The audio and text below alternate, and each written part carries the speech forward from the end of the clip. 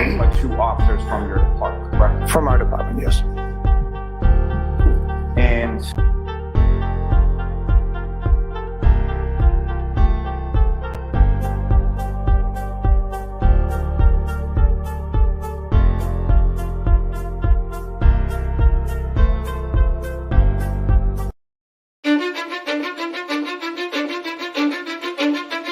Cause I don't give a fuck what you say. Yeah, I'ma do shit my way. So you can go kick rocks, I'ma stack bricks up, build what I want to make. Yo, I got a lot of shit to say, so I'ma do this every day. I'll be writing things until I'm fucking buried in my grave. And what do you recognize that to be?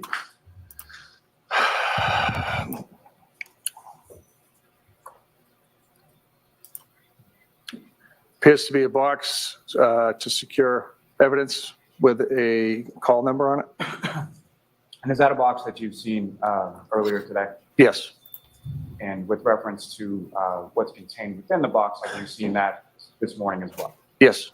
Your Honor, with the court's permission, I would ask that the witness be allowed to take what's in the box out of the box.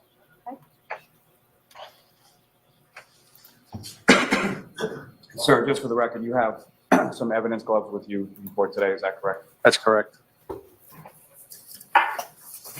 Evidence gloves, you mean nitrile gloves?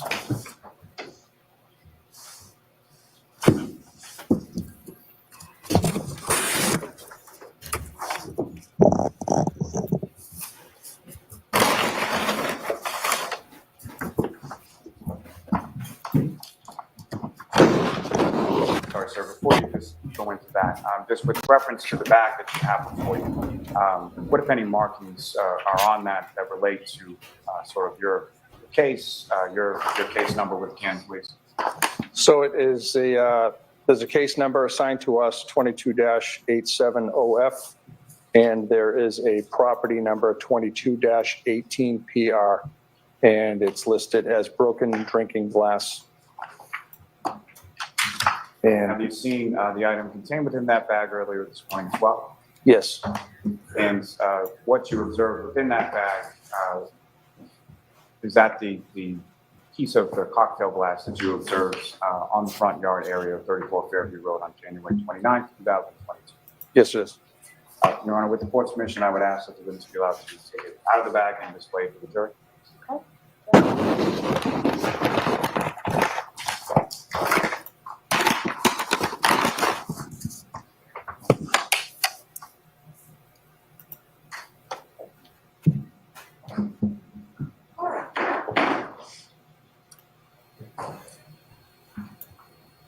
Thank you, sir. You can place it back in the bag. Thank you.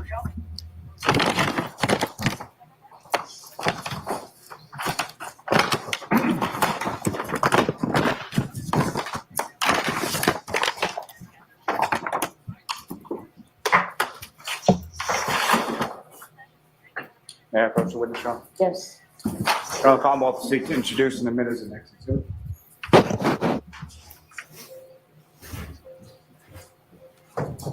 Yes.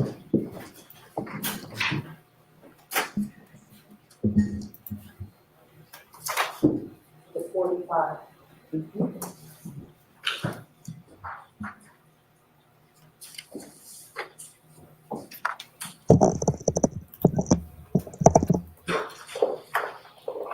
Now, Lieutenant Lank, once you were back at the police station, what, if any, call did you receive from anyone in regards to who, if anyone, called you once you were back at the station? Jennifer McCabe called at 9 a.m. And where did you go following that phone call with Jennifer McCabe? Lieutenant Gallagher and I went back to 34 Fairview Road. So this is now the third time that you've gone back and gone inside the residence at 34 Fairview Road, is that correct? That's correct. And who, if anyone, did you speak with along with yourself and Lieutenant Gallagher once you returned there that way? Jennifer McCabe. And about how long a period of conversation was that second conversation that you had with her? Between 5 and 10 minutes. And then following that, where did you go from there? Returned to the police station. Now, if I could turn your attention to February 4th of 2022. You working on that day? I was. And in the same capacity that you had described earlier? Yes. And at some point, approximately 8:50 a.m. or so, who, if anyone, called you on that? Lieutenant Gallagher. And what, if anything, or where did he direct you to go during the course of that conversation? Lieutenant Gallagher directed me to go back to 34 Fairview Road and meet with Chief Berkowitz as he had possibly discovered more evidence. And in the time between January 29th and February 4th, had you gone back to 34 Fairview Road at any point? No. Now, between that time of January 29th, 2022 and February 4th of 2022, what, if anything, occurred in regards to the weather in between those days? So the weather had, the temperatures had increased and there was some rain. Norm speaking, how can I help you? And increased, if you know, approximately how much? I believe it made it up to the mid 40s. So well above freezing, is that correct? Correct. I'm sorry, with regard I to could the barely hear you. snowfall At the that had beginning, you come, just came up. from What was the the question? 28th and the 29th, what, if anything, Yes. just in general, had you, not in general, specifically to 34 Fairview Road, what, if anything, did you observe between the snow that you observed there on the What's your last 29th name, and the Alexis? snow that you observed there on February 4th? A lot of the snow had melted and a lot of the ground had been revealed. And when you arrived at 34 Fairview Road on February 4th, if anything, Yeah, let me check and see what their needs are. I haven't heard Chief from them this week. Berkowitz brought my attention to a piece of red glass that was about 6 to 8 feet off Let me check with them and I'll read into the yard. Okay. now, before we You're get to welcome. that, as far as when you responded, who, if anyone else from your department, responded along with you? Detective Hey, Tim Dean Taylor. News. Good to see you, bud. And the pieces of plastic that you observed, where were they in relation to where you had observed or where you had been directed to that Mr. O'Keefe had been found on January 29th? The glass was in the vicinity of where Mr. O'Keefe had been discovered.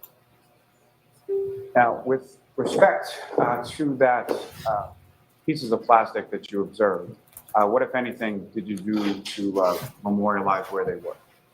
I photographed the piece of plastic as it sat. And did you or anyone in your presence touch, manipulate, or move those pieces of plastic in any way? No. And at some point after you arrived on scene, who, if anyone, did you contact in regard to securing those items? I contacted the CPAC unit and ultimately Trooper Buchanan arrived back at the scene. And if you know about how much time elapsed between the time that you contacted CPAC and the time that Buchanan arrived? I honestly don't recall. And when Trooper Buchanan arrived on scene, what, if anything, did you observe him to do with those pieces of plastic that you directed his attention to? Trooper Buchanan secured the item into a evidence bag.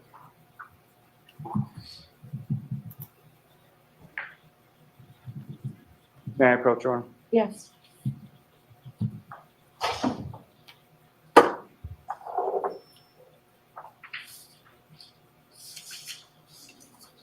So I'm showing you two photographs. Ask you just briefly to look them over and look up when you're finished.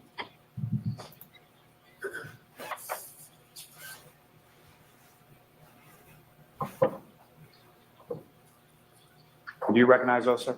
I do. What do you recognize in those photographs? I recognize this to be the piece of plastic that Chief Berkowitz had observed on that morning. Those are the photographs that you took that morning as well, is that correct? That's correct. What's contained in those photographs, is that a fair and accurate portrayal of what you observed on February 4th, 2022? Yes, it is. Now, the Commonwealth seeks to introduce and admit as the next exhibit.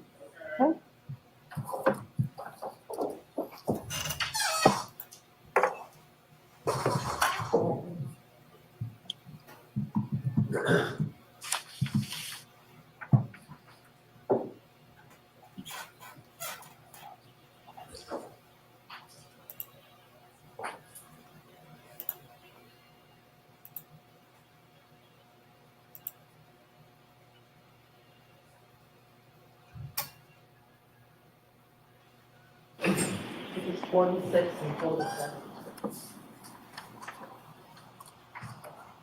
And Ms. Gilman, if I could have first of those photographs up on the screen.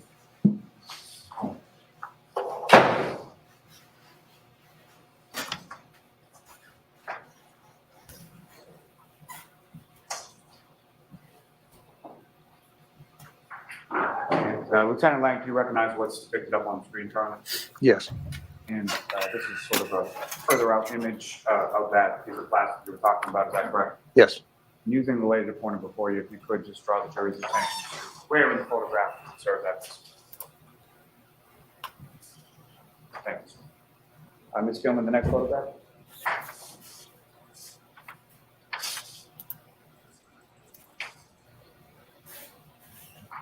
And sir, do you again recognize what's up on the screen?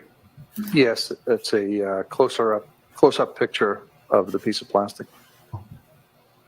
Thank you. Ms. Gilman, you can.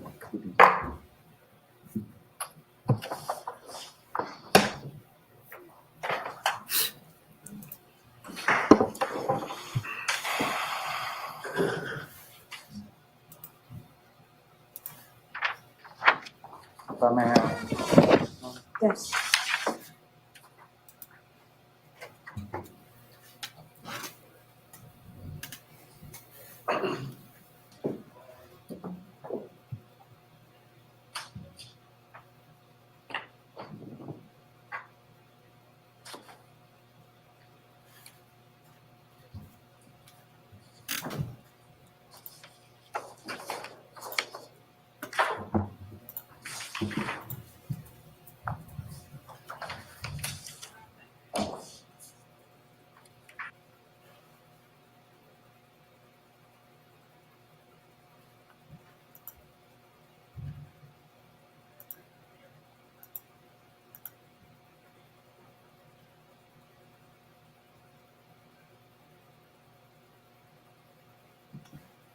Further on.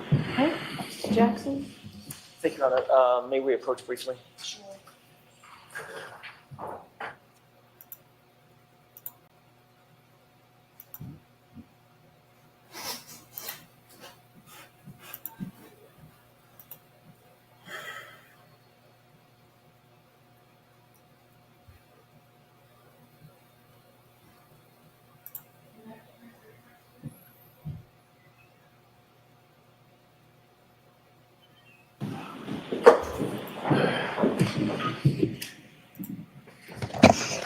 All right, jurors, so you're about to hear evidence of an event that happened in 2002. This evidence can be considered by you insofar as it demonstrates or relates to the credibility of this witness and the thoroughness of the investigation into this case for which the defendant is currently on trial before you folks. You may use this evidence to the extent that you find it credible in deciding whether there was any bias or favoritism on the part of the police in their investigation in this case. May I? Mr. Jackson, yes. Lieutenant Lang, I want to start by He's asking biased? you That doesn't about make- your relationship with certain members of the Albert family. Do you know any other members of the Albert family other than Brian Albert? Yes. Can you describe who those are? Kevin Albert, who is a detective on our department, Chris Albert, and I know Tim Albert. Are those three individuals brothers? Yes. Who is the eldest brother? Brian. How long have you known, I want to start first with Tim Albert. How long have you known Tim Albert? I knew Tim Albert when he was a kid because he was friends with a younger brother of a friend of mine. Starting at what age? 12. So you've known, He was 12. I was probably 16 or so. okay, so the better part of your life, you've known Tim Albert. Since about 16, I would say. And what about Chris Albert? Chris Albert I've known since junior high. Which would be about what age? 13, 14, You grew up with 12, Chris? 12, 13. I was friendly with Chris from junior high through high school and into our 20s. And friendly with Tim? I wouldn't say I was friendly to say hello to Tim. I didn't associate with him. He was younger. He was Chris's younger brother. But you also knew Chris's older brother, Brian. Yes. Back in those days. I knew who he was. So you've known the three of them for basically your entire life. No, I had met them. I had met Brian. I didn't know him other than just being Chris's older brother when we were younger kids. Certainly with regard to Chris, you would consider him a close friend. Consider who a close friend? Chris. I'm Yes. using first names only because they're all Sure.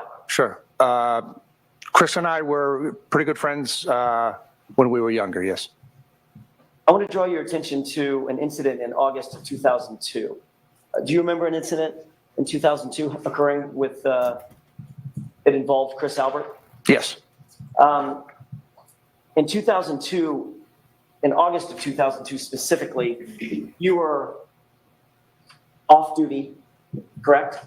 Yes. You had been drinking alcohol, correct? Yes. You were approached by Chris Albert out in the parking lot, is that right? That's correct. And Chris Albert told you some information about being in a fight, that he had been in a fight or an altercation of some sort, correct? He told me he had been in an altercation earlier in the night and some threats had been made to him and his family. And you got out of your car and discussed this with Mr. Albert, correct? No. You just talked to him while you were seated in your car? Yes. Okay. At some point, did some other individuals approach that same area? Yes. Was there a fight that you believed was about to ensue? Yes. Did you get out of your car at that point? I did. Did you come to Chris's aid by, quote unquote, activating yourself as an officer? I got out of my car and I approached the group and I pleaded with them to not fight tonight. I said, there's not going to be a fight tonight.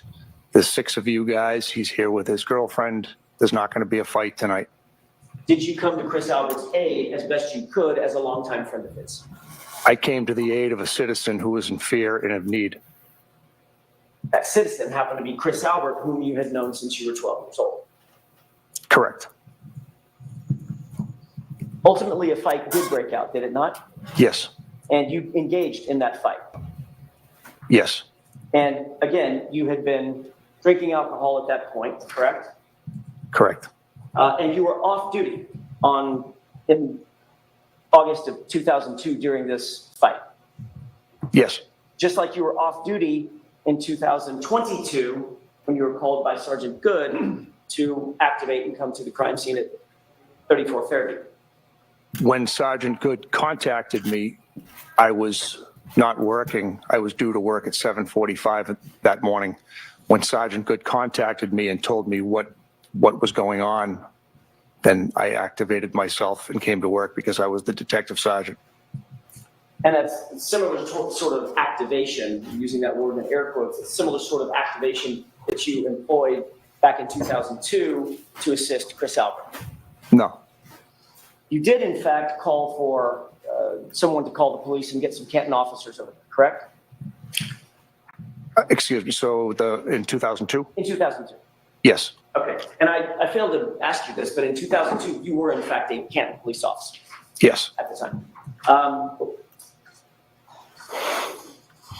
After the other officers arrived, did you order the other officers to handcuff or somehow restrain one of the 2 brothers that were involved in this fight with Chris? No. Ultimately, did you see whether or not those officers handcuffed or otherwise restrained one of the brothers that was involved in this fight? Yes.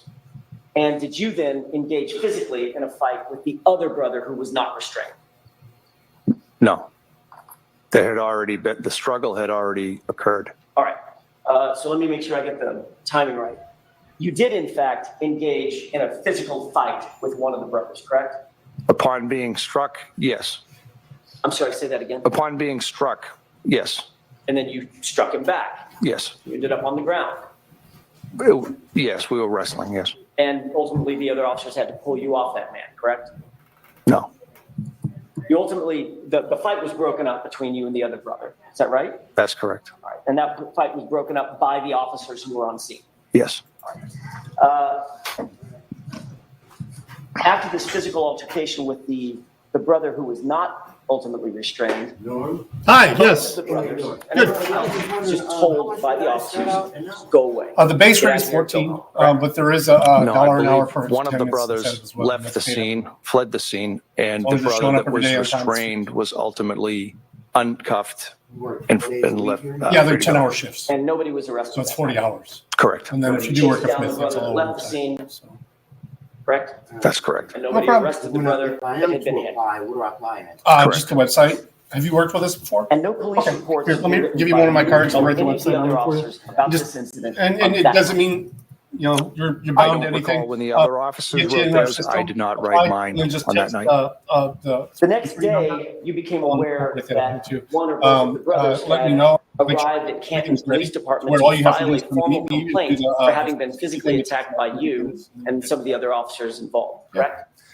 I don't recall when I was made aware that they had come down to the police station. Last batch of cards I have, You are for some aware reason, that doesn't have the there was a website complaint or the new number on. Sought there, so we're ready to against go. you for the physical Well, it's attack that was A new alleged system we to just have set occurred. up, so it's actually pretty cool. It was brought to my attention that they had come down. No, to the no, no, police no, station. no. This is, And you also are aware that only this building's after 180 that years old. complaint had been sought, upstairs the is, police reports in the back were is just dated the and mixed plant. filed against the two And brothers. this is where Correct? you gotta work. Oh, So I yeah. had spoken I should to pay the rent to be down sergeant here. on duty the That's night of the yes or incident. no question. I'm just looking at the time. It's No, it's just, not a it's yes or no convenient question. because I'm at the So building he was just So they need asking you people. about dates. and, So can you answer the the question? Ask the question Could you about the repeat? dates again, please. I'm seeking the chronology of events. A fight occurs, a complaint against you occurs, and Yep, then yep. police reports are filed As long as you show up. against And the two if you have a people bad that week are complaining against and you don't get Is the that the incentive, it chronology? resets the next week. Yes. So you don't have to wait a whole month just because you missed one day or something like that. And you're also aware that And that's just while you're a temp. although he had been in a physical fight, You know, of course, it That goes up night, once you get no hired in, and charges you're were eligible to ever get hired in brought after against 500 Chris hours. correct? So when you get hired in, how much is that? It's, you don't go Objection, beat that yeah. with it. It's Do more you know because no that? one's ever turned it down. I don't know. All right. I don't even know where the fight occurred. Officer Lang, Sir, what we Okay, just what's your talked name? about Demetrius, Is that an okay, nice to meet you. example of you using your position as a police officer to come to the aid of one of the members of the Albert family. It was me coming to the aid of a citizen who was terrified and scared for him and his family on that night. Who happened to be Who happened? named what? Excuse me, who happened to be Chris Albert. You mentioned Kevin Albert. Who's he? Kevin Albert is a detective with the Canton Police. Is he a coworker? Yes, How long have you known him? probably since 14, 15 years old. And you also consider him to be a friend as well as a coworker I do, and a colleague. yes. And you're also well aware. I mean, you've said it already. He's the little brother of Brian Albert. Correct. And you're also aware that the reason that your department was ultimately recused from this investigation, Lieutenant Lake, is because of a perceived bias or conflict of interest between the Albert family and the Canton Police Department, correct? Yes, there was a perceived bias. Can you tell me one more time, and now I want to fast forward to the incident in question. What was the exact time that you arrived at the location, if you know? I believe it was around 6:24, 6:25. Okay. And you indicated that that was in response to a call that you got from Sergeant Good. Yes, that's correct. What made you decide, or could you have decided to take this particular call? Was it up to you, in other words? I would never not take that call. Okay, fair enough. So once you got the call, you knew that you were going to respond because there was something very serious afoot. Correct. Did you know at the time you got the call that that very serious incident was occurring at 34 Fairview? No. When did you realize that? Upon speaking with Sergeant Good. Okay, so Sergeant Good didn't, I guess that's what maybe I asked an inartful question. I was asking whether or not Sergeant Good told you before you actually arrived, he sort of had to have, that it's at 34 Fairview. He did. Okay. At that point, did a light bulb go off and you think to yourself, ding, that's the That's the Albert House. I don't recall if I realized it then or once I turned onto the street. I don't recall. At some point before your car came to a stop, you knew Okay, this is 34 Fairview, this is the Albert household. I knew that that was Brian Albert's house, yes. that's fine. How did, Russell, when did you start? last week.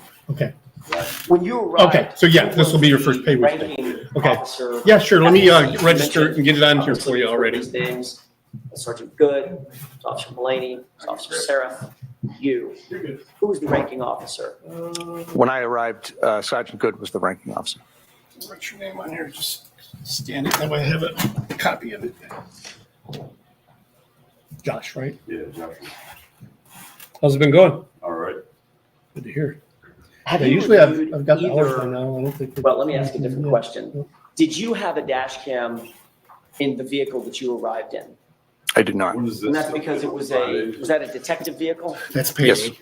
Sometimes you. And that's when it's guaranteed to hit by. Yes. Everything is in order. No, Sometimes not it at does all. come The early. other cruisers. The only thing I ask you though is did have if it doesn't show dash up on cams, correct? Yes. Wednesday Have or you reviewed Thursday, any or all of those dash don't cams? call me and say, hey, it's not here. I'm like, because they won't even answer my question. They And you answer reviewed me those in until, preparation for your so I testimony. can't even Yes. inquire about I'd it like to until. show you. It depends. I the mean, previously this marked week, maybe a little bit Exhibit later, just 16. because normally I would have had them and had them sent off already. And then most of the people with pay cards and And I'm gonna ask, Cash App, something that would have gotten it. if you could Um, fast forward that to about the 22, the runtime, They send me a spreadsheet with the hours. I gotta go over them, line by line. so 20, Ship them off to our payroll people. 35 or so, Generally, with the court's permission. it is right. Yes. And if it's a regular bank. Before we play this, it appears to be a still image of, I have half my So check let's going not to describe it. Sure. Not What do you see on the screen? just a PayPal card. Yeah. Just a PayPal card. I see The two rest of- still images. And I never Okay. get the bank Do you card. recognize either or both of those images? That's what I thought about doing. Yes. I've got a How do you recognize them? direct deposit bank. It looks like the scene from that morning from, I believe They'll give you the value. it's going to be, the top one anyway is that Right, sir. 683 Officer I do a Sarah. favor real quick. Can you open that? I just go and see what they. And the bottom one? On these last couple ones. You know, I'm not sure. maybe do the close. It Looks like you register, possibly 2.5? Sergeant Kids, based on where it's placed. won't Okay, let you activate it until your pay hits the first time. if we could fast forward, All right, it won't let you. To the 28th. When he gets it. The first 40 mark or so. people can't just grab a bunch of Yeah. cards. Play that. Yeah. And But, Let's pause it for a after that, second. I would put the app on your phone, and you'll literally get a text every time. Your Honor, may we approach briefly? You'll know Okay. your balances all the time, stuff like that. All right, Thanks, Norm. Yep. You too, sir. Hey, I'm on that. Go ahead. I know, probably even in my business, but, Mr. Stanley, Yeah. he's my roommate. Yeah, you know what? I want to get him started. They have a hold on everything right now. Oh, really? He's gonna be the next one I call. Oh, is it? As soon as they ask for, I know he's anxious to get going, and I want to get it going. Believe me, see the stack of folders on my desk, those are people waiting, but I know you guys' situation, and I want to get him work. Yep. You let him know, I'm behind, I'm waiting for him. Oklahoma.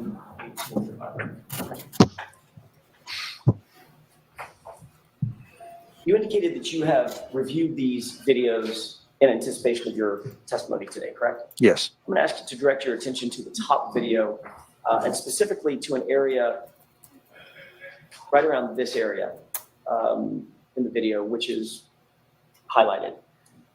Before we play, a couple of foundational questions. Did you meet with Jennifer McCabe out behind the vehicle that's depicted in the Officer Seraph dash cam? Yes, Did you have some sort of a conversation with her? I did. At some point, did you see Ms. McCabe leave your presence and walk toward the driveway? Once the conversation had terminated, I honestly don't recall where she went. Did she tell you that she intended to go inside the house? I had said to her that at some point we're going to need to speak to Brian and Nicole Why did you think it was important to speak to Brian and Nicole? because it's their property. And somebody was laying in the snow, unconscious and unresponsive, correct? Correct. And obviously that could potentially, at least, implicate people inside the house. Based on my conversation with Ms. McCabe, she had stated that the intention was for Mr. McCabe, for Mr. O'Keefe to join them at that house. So I wanted to get statements from everybody who was there. Find out what happened, correct? Correct. I mean, that's sort of the obvious initial point of an investigation. Find out who the witnesses are and interview all of them, correct? Correct. And you began by talking to Ms. McCabe, Yes. knowing that she was a potential witness at least, correct? She identified herself as a friend of Mr. O'Keefe. Who had been with Mr. O'Keefe just hours before. Yes. He ended up laying in the snow fighting for his life, correct? Yes, that's correct. And you also knew that there were other witnesses potentially inside the house because she just told you that, right? I knew that that was ultimately where he was supposed to end up. So if there were other witnesses in the house, if there were other individuals in the house, they also were potential witnesses. Potentially. And Ms. McCabe indicated, I'm going to go in the house, correct? I had told her that she's going to have to wake her sister up because we're going to need to speak with them. You didn't think that it was more important to separate the witnesses and not let her talk to other witnesses? No. You thought that it was appropriate to let all the witnesses get together and just discuss the facts before you have an opportunity to interview them separately? Objection. It is to the form.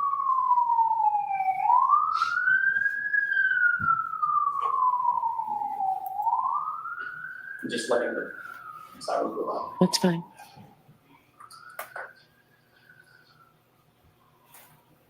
Lieutenant Lang, if you could direct your attention to the area that I highlighted earlier. Let's go ahead and play the video.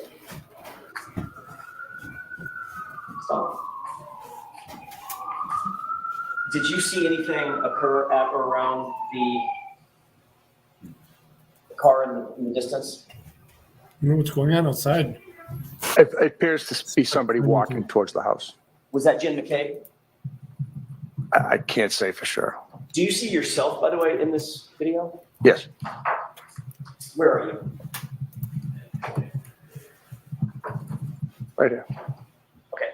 You've described sort of the, I don't know if it's tan or gray. It's a gray North Face jacket with it's black on the top.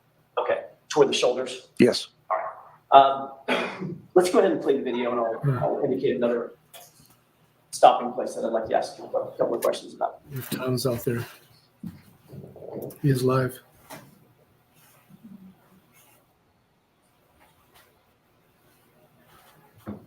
Look at this.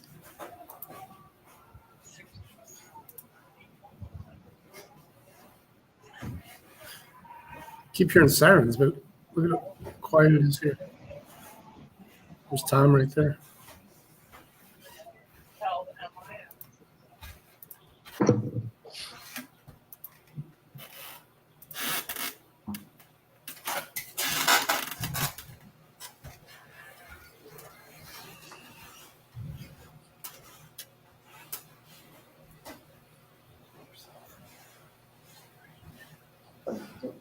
Did you see another person shorter in stature approach you? I believe right there. Yes. Yes, sir. Yes. Who is that? I believe it's Kerry Roberts. Okay. Let's go ahead.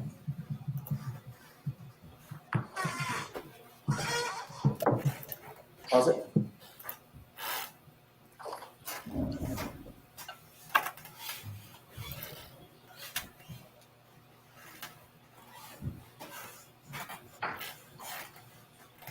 Did you see yourself just exit screen right? Yes. It appeared that you had something in your hand. Yes. You're taking a call Yes. on your cell phone. Yes. What was that call? I don't recall. It could have, I can't see what time that is.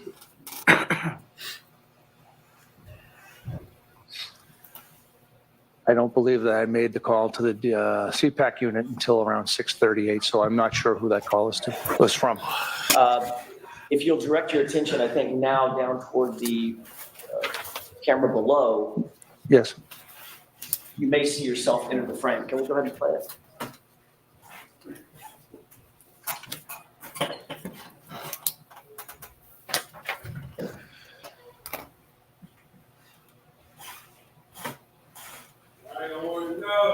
How's it? All right. Does it appear you're on the phone? Yes. Okay. Go ahead.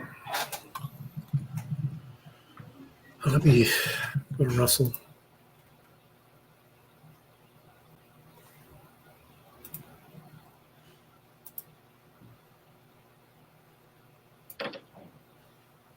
How's it? Did it appear that you walked off screen left? Yes. Still on the phone? Yes. Go ahead.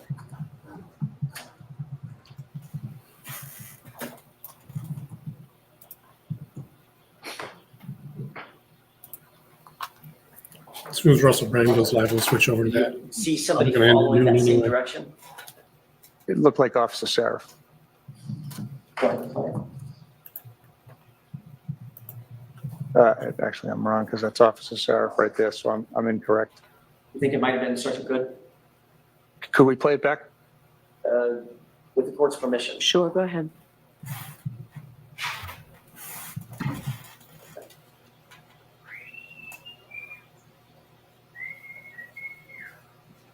I'll be right back, guys.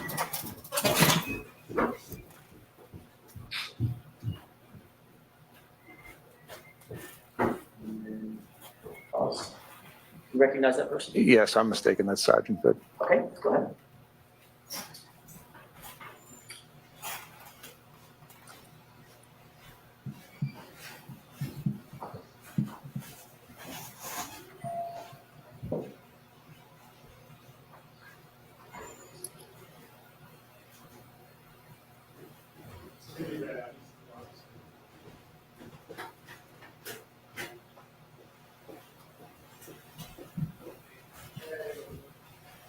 How's it? Does it appear that you've walked back into the frame? Yes. Are you followed by anybody? I believe it's still Sergeant Good. Are you speaking to Sergeant Good or are you walking away from him? Or can't you tell? In that frame, it appears I'm standing right next to him. Okay, let's go ahead.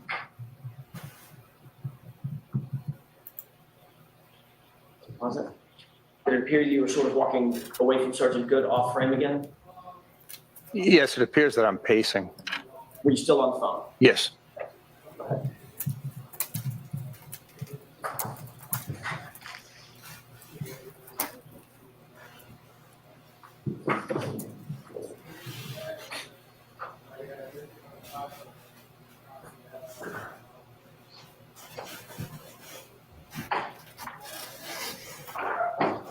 How's it? Directing your attention to the top video, do you see the SUV in the video?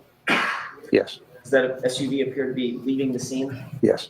you know who was in that video? In that SUV? I believe it's going to be Kerry Roberts and Karen Reed.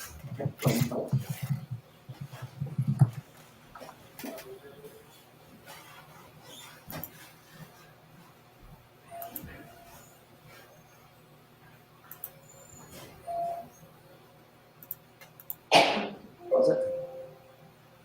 At that point, are you walking back into the frame on the lower video? Yes. At this point, Lieutenant, are the lights on at 34 Fairview on or off? They still appear to be off. And at some point, while you were at the scene, did the lights come on? I think you testified to that earlier. Yes. I'd like you to pay special attention to that moment and maybe tell me to stop when you see those lights come on. It may be a minute or so. Sure.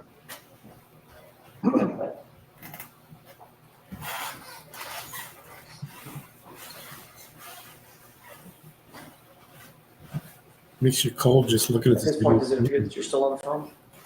Yes.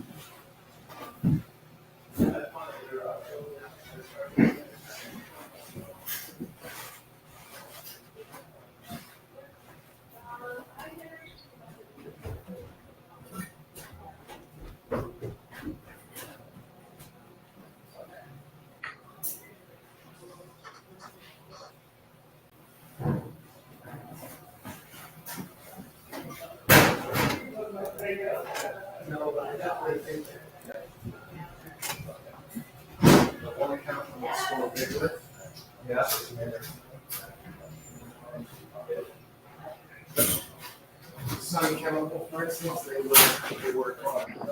Yeah. How's it? At this point, is there anything that changed in the scene? Yes. What's that? It appears that there's now a light on inside the home. And at this point, Ms. McCabe has been inside the house for approximately how long, if you could estimate?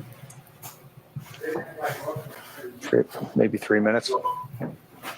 And are you still on the phone? Or have you ended that call? I can't tell if I'm still on the phone at that point. I know that right Crazy, around where? this time is when I end up speaking to the CPAC unit, Where, Oklahoma? because I believe I get into the vehicle. Let's play it just a little bit further forward, maybe another 30 seconds or so.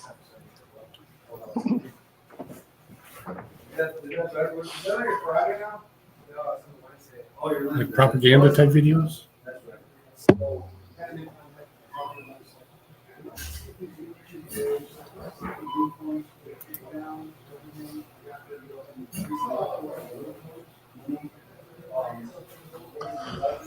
Okay. Does it appear at this point, if you can see, does it appear that you've ended that call, or at least your hands are down by your side? I can't tell. Okay. You would agree with me, that's all I have for that.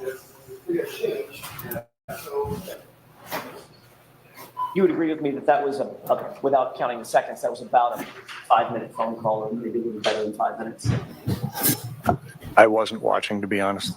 Do you have any idea who you were talking to now that you've seen that? I could make an educated guess, but I don't know for sure. You did notice that several minutes after Jim McCabe went in the house, and while you were on that phone call, the lights finally came on at 34 Fairview, correct? Correct. At the point the lights came on, the ladder truck had already gone, left from the scene, correct? I Fire believe, engine. I believe so. The firefighters are all gone. Yes. The ambulance has already left and transported Mr. O'Keefe. Yes. The paramedics are gone, the EMTs. Yes. Fire captain and his SUV, that's gone.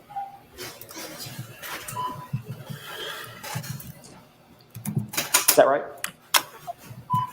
I'm sorry, was there a question? The fire captain and his SUV, that's gone. I'm not sure. In other words, all the fire and EMTs, it I don't see them on camera. doesn't appear that any fire or EMTs are still on scene, correct? Doesn't appear so. Kerry Roberts is gone. Yes. Aaron Reed is gone. Yes. So when the only parties left at the scene are members of the Albert family, Jen McCabe, and the Canton Police Department representatives, that's when the lights inside 34th Fairview finally came on. Okay. Is that yes? Yes. And then minutes after that call, you did then speak to CPAC, to dispatch, correct? CPAC dispatch. Right, I was getting to that. It was a dispatch, and the dispatch was to CPAC, not to Canton PD. Correct. And at some point, did CPAC dispatch indicate that they were on their way, they had declined the call? What was that call all about? So there are two separate calls. Your Honor. Sustained. Who did you talk to at CPAC? I don't recall who handled the first call at dispatch. Okay, do you remember having a conversation with Kelly Dever? No. I think we're talking about two different things. I'm talking about CPAC dispatch, not Canton Police dispatch. Okay, fair enough. At some point, did you have a conversation with, well, let me ask it this way. I just don't know. Did you talk to both Canton dispatch and CPAC dispatch? I definitely spoke to CPAC dispatch. And, okay. I'm not sure if I spoke to Canton dispatch or not. All right. At some point, did you say, did you indicate to one or the other, I'm responding to 34 Fairview, we have a Boston police officer who was just found? I stated that I was already at 34 Fairview. You indicated I that he believe. does have some trauma to his head area, correct? That's correct. And you said, quote, "I'm not sure if he's been in a fight or whatever. Our medics don't believe he's going to make it," Correct. end quote.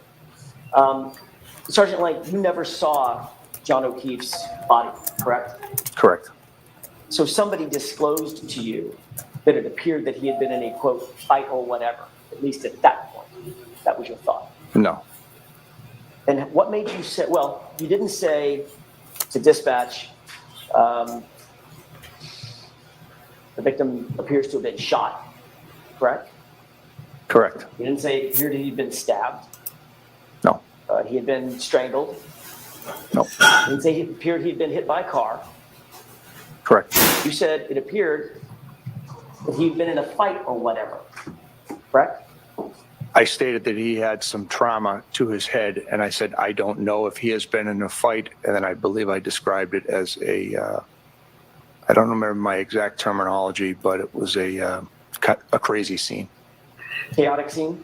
Possibly. I don't recall my exact words, something to that effect. But you do recall your exact words to dispatch being, I don't know if he's been in a fight or whatever. Correct. Okay. I want to talk about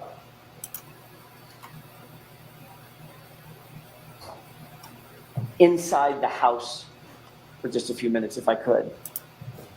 Sorry. You've talked extensively about the crime scene outside, and we'll get to that in a second, but I want to talk about what did or did not happen inside the house. Did you actually make it inside the house at some point? Yes. Okay. When was that? How long? Let's use Jennifer McCabe as the time frame. How long after that did you finally go inside the house? Impact employment, I'm speaking of. So it was specifically just after I got off the phone with CPAC. We are So just a putting few together a minutes pool after of we people ended that when they video. call Yes. the next group And you walked with veteran either, foods. said either along the driveway or through the yard. I believe it was up the driveway. Okay. Once you went in the house, Sure. you made contact with the individuals in the house, correct? Yes. And you believed, at least at that point, that there was a potential that there was a. Yeah, I just reduced my You knew account on that StreamYard, you so were I can dealing only with do a 3. violent incident, correct? No. So I can only do 3 different restreams. I'm setting up stream labs. So use that on my laptop. Just so right now I'm only doing YouTube X and Rumble. But I will be adding Facebook back into it.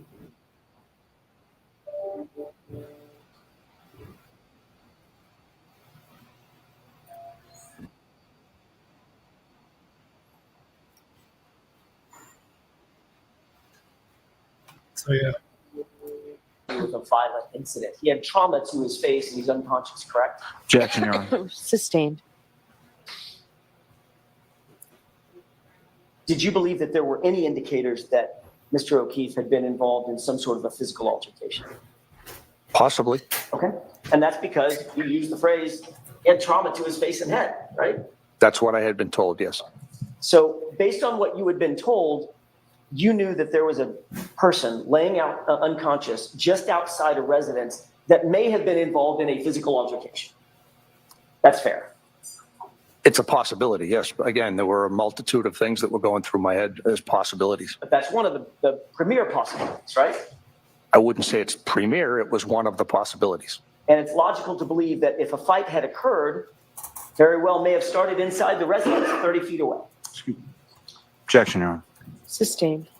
Did you believe in your mind that it was possible, given the fact that a violent confrontation was possible in your mind, that it could have started inside the house? Objection. Sustained. They were approached.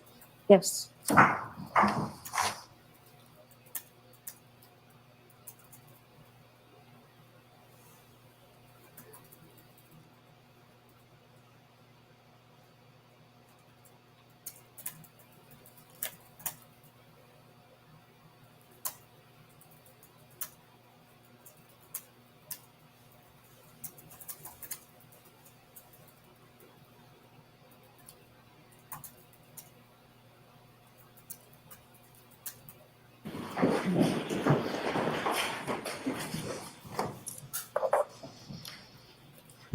Ma'am? Sure.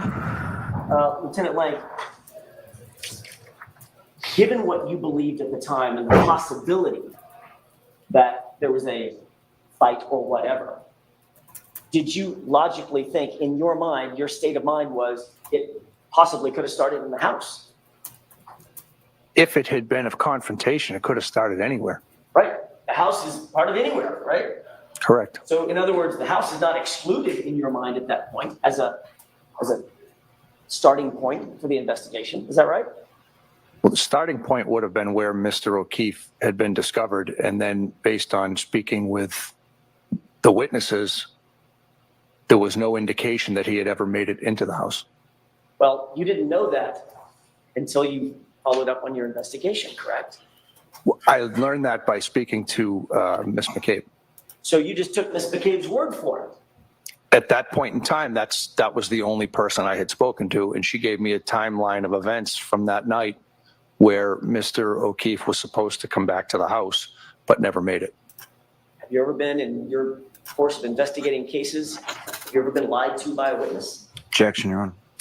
Can you answer that? Have you ever been lied to by a witness? Yes. So it's not necessarily the best investigative technique to just take a witness's word for something, correct? Objection. That's sustained. You need to actually investigate the circumstances for yourself and to your own satisfaction. Is that a fair statement? Sure. One of those investigative techniques would be to walk into the house and figure out who's who there, correct? Can you rephrase the question? Sure. One of those investigative techniques to satisfy yourself that you're actually getting to the truth of the matter would be to walk into the house and figure out who's in the house first. I will agree that I needed to speak to the people in the home. I can't just walk in their house. I have to announce myself, and they don't have to let me in. I understand. I'm not trying to parse those words. I just mean entering the home and interviewing witnesses. That would be a normal part of your investigation initially, correct? Yes.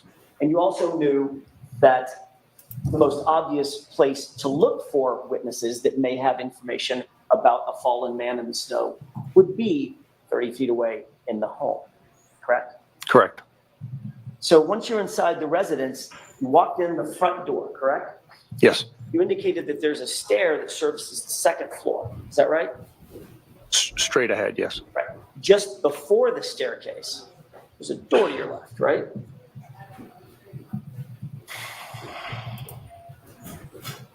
I don't recall. You remember whether or not there's a door that when you open it, it's Hi. directly downstairs. Yes, your name? Bradley Smith. Okay. Okay, well, what I was gonna say. I don't recall. Tell her Uh-huh. upstairs, I had my. You sweats indicated on on. direct examination I had my wallet and my sweat. you didn't notice I- anything. I'm paraphrasing. You left your wallet in the You sweat? didn't Yeah, notice like- anything out of place in the home. Well, you have a phone, right? No. Yeah. Yeah, okay. We can go through the process, Did you? because you haven't even No. applied yet, right? Didn't look for broken furniture Did you work down with us there? before? No. Okay. I didn't enter the All basement you at have to all. do You is didn't look for take a torn picture. clothing down there? Objection, Your Honor. Your social. Sustained. Do you have both of those? How about anywhere in the house? Yeah, I Did got you look for broken furniture or That'll torn work. clothing? It's either birth Blood certificate or evidence, social. I DNA don't know evidence? both. like, what the? At that point in time, I never made it past the front foyer area. So the answer to my question. We'll is start just no, by- it's not. It's easiest to do I on your never phone, made it and past the probably front down foyer here, you area. probably have to connect to our So if Wi-Fi. I were to ask you one more time, So go ahead and I know you never made it past the foyer. Walk you through it. Did you ever investigate the foyer area or any other part of the house for evidence of a fight? The only area I was able to observe at that point, everything No, appeared to be in order. The impact, But you didn't either the search the 2.4 rest or of the the 5, it house doesn't for matter a which fight. one. Lieutenant, that's all I'm asking. Yeah, yes. No, I wouldn't have had probable I've cause got to do that so. same, phone protector. And did you seek Yeah, my. guidance from a court? Yeah, they're great price as to for whether like or $10. not you might have probable Yeah, cause? On Amazon? Do you mean a search warrant? That's what I mean. Yep. I wouldn't fill out an affidavit for a search warrant because it wouldn't have probable cause. In your mind, Did you drop there's it? no duty to search that. Oh. Objection. Let's move on from this. Her phone, she had cracked it, and she didn't have one. so- One of the ways to secure a premises, Yeah. any premises, in a normal crime scene investigation would be to remove the witnesses and animals from that premises to sort of freeze it, to lock it down. You know what's funny is this If there's $50 a reason otter to do box, so, yes. Okay. it Were protects the good, witnesses but it in this overheats case my asked phone to because come it's so, outside the house it wraps in order its. to freeze the house down? What I was trying to get was, I'm No. walking her to Uh, work this were any morning, animals and removed she just in grabbed order this to one. freeze and lock down the house as a potential crime scene? I'm like, oh my. I didn't observe any animals. Yeah, and the password is Did right you- on the top drawer. And It's this last capital question on this IES issue, did wireless, you do anything to lock down and secure that premises inside of the capital, and then house lowercase in any way, wireless. shape, form, or fashion? Can you rephrase that, please? Sure. Did you do anything to lock down and secure that premises in any way, shape, form, or fashion? No. Did you allow witnesses to go inside the house other than Jim McCabe? Yeah, down in the basement here, it's always Yes. has to be connected. Who is that? Especially since most of what we have to do. I believe Matt McCabe entered the house All right, so once you're after I connected, had open come your out. browser. And did you seek to separate any of the witnesses or admonish them that they are not Just to IES. be in each other's presence and discuss the facts of the case IESCORP.net. before you had an opportunity to interview them? No, You said IES court. Yep, CORP. And as you sit here, you have no idea, when you were not in their presence, you have no idea what the occupants of that house were Symbol and discussing everything. Correct. or what they were doing. And once that's done, let me know. I'll pull it up. I have the no app, idea what and they then were I'll doing. send you some things to do. Staffing office. It should be one for Monroe there. Oh, Yeah, just a moment, Your Honor. Yes. come on. No, it's okay. It's just the Ohio region. Oh, Our corporate office is in. Given the fact that you were the first law enforcement officer inside the house, Yes, because did you when- seek to photograph anything inside the house? I told her. when you say I was the first law enforcement officer, I was with Sergeant Good. Both of us walked in at the same time. That's fair. I don't mean to be Baby boy on the way, vague, so they had but to say you were sort of leading the discussion, correct, 25 cents. with the interviews? Baby. Yes. The baby. At least according to Sergeant Good, you were taking charge. Came and got me and she. Sure. Well, come on. As I'm the like, first "Let's go." law enforcement officer to take charge inside the house, did you seek to photograph that, I'm like, heck yeah. No. that location? I'm like, "Thank No, I did not. you." Did you make any drawings or diagrams of the layout of the house? No, I did not. Did you note where the furniture was or was not? I don't know what you mean.